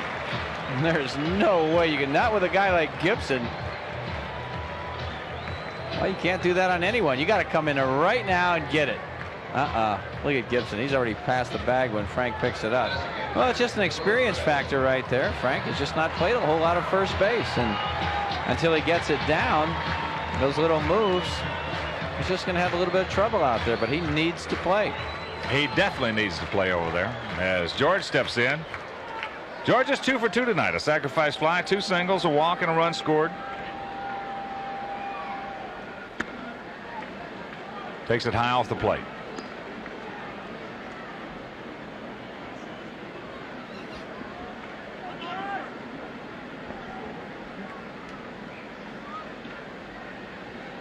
Thomas playing behind Gibson. At first base, as that one's chopped foul, and the count evens at 1.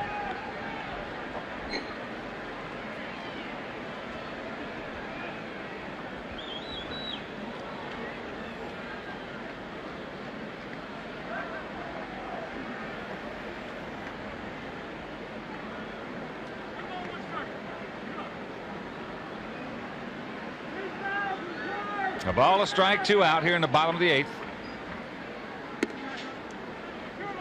Just off the plate.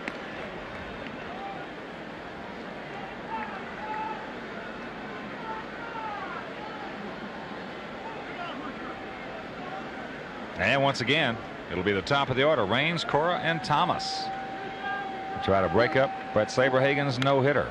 That's foul back. So the count 2-2. Excuse me, Hawk. George looks like he's getting close to going on one of those streaks of his. You know, it looks like he's getting some good rips up there, especially on the pitches down. Upstairs, he just hasn't quite. Well, of course, not many guys are going to catch up to Radinsky's fastball, but he's had some good swings at pitches down tonight. I hope it's a little later because we got 7 out of the last 11 games. That's what I'm afraid of. 11 games with him. And that's up high. Well, you know it. He'll go a month and where he won't hit a ball soft.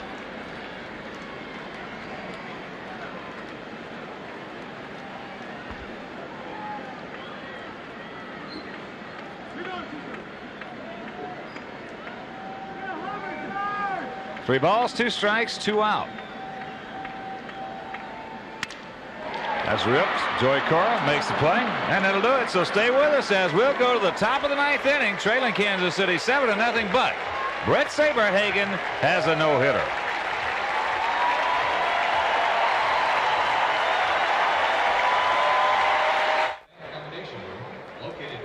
It's the top of the 9th inning here at Royal Stadium in Kansas City. Kansas City leads it 7-0, and that is the line on Bret Saberhagen through 8. No runs, no hits. He has walked 2, has 5 strikeouts. For the Sox here in the 9th, it'll be the top of the order. Tim Raines, Joey Cora, and Big Frank Thomas as Bret Saberhagen tries to pick up the first no-hitter of his career.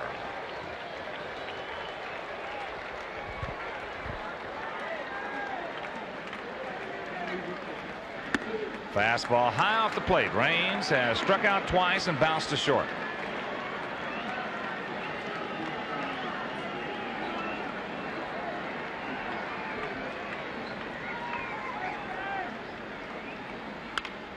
Right side. Terry Shumpert. 1 gone.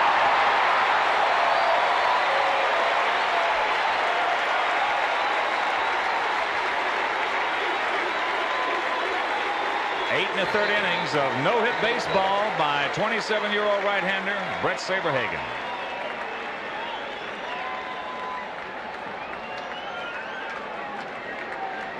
Here's Joey Cora. He struck out, bounced to first, and hit a little weak, soft line drive back to Saberhagen.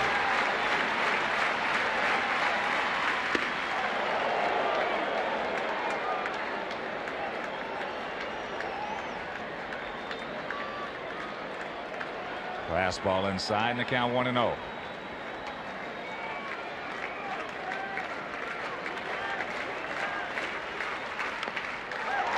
the count for Bret Saberhagen. With 1 out, a ball and a strike to Cora.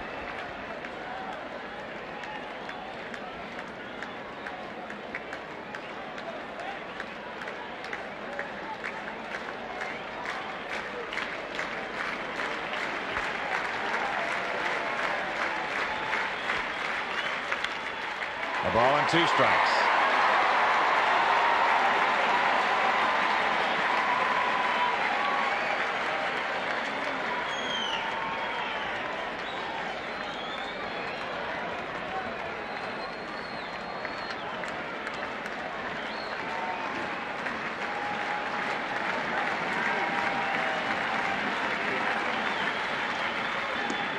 Curveball low in the dirt.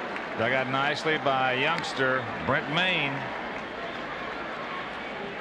Well, he's just showing him that curveball. Maybe go see if the fish were biting at the fat curveball in the dirt. He definitely didn't want to throw a strike for risk of hanging it. Right there, I agree with you, Hawk. I think he's going to come back upstairs with a fastball. 2-2 delivery. Whoa.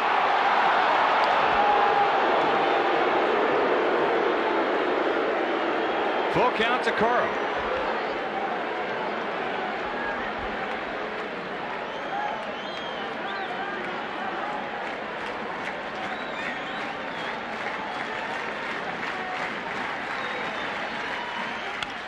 Into right field. Jim Eisenreich. 2 out.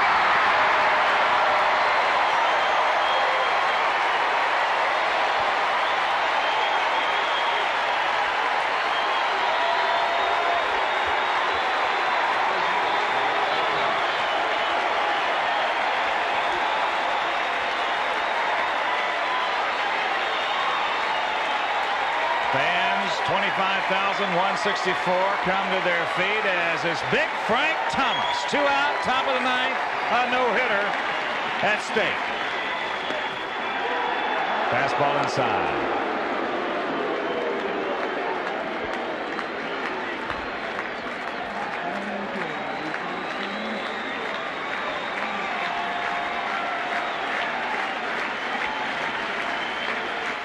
Curveball hit right to Terry Shumpert. He's going to get it. Bret Saberhagen pitches the first no-hitter of his career shuts out the Sox 7-0.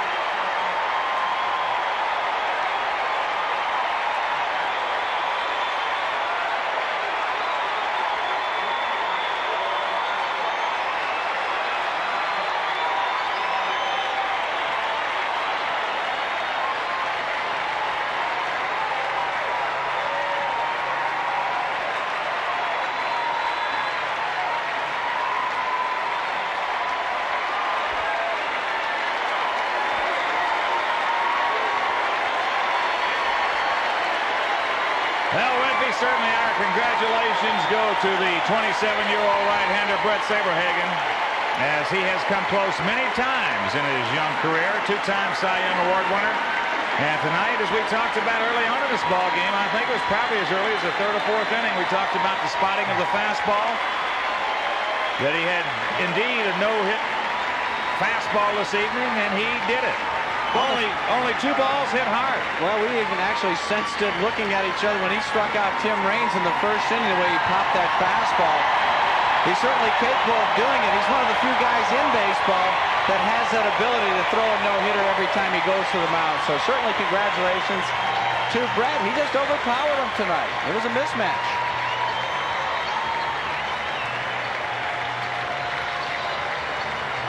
All right, a no-hitter by Bret Saberhagen, as the Sox now have lost 7 in a row. Final score, 7-0 Kansas City. And Wimpy and I'll be back to wrap it up right after this.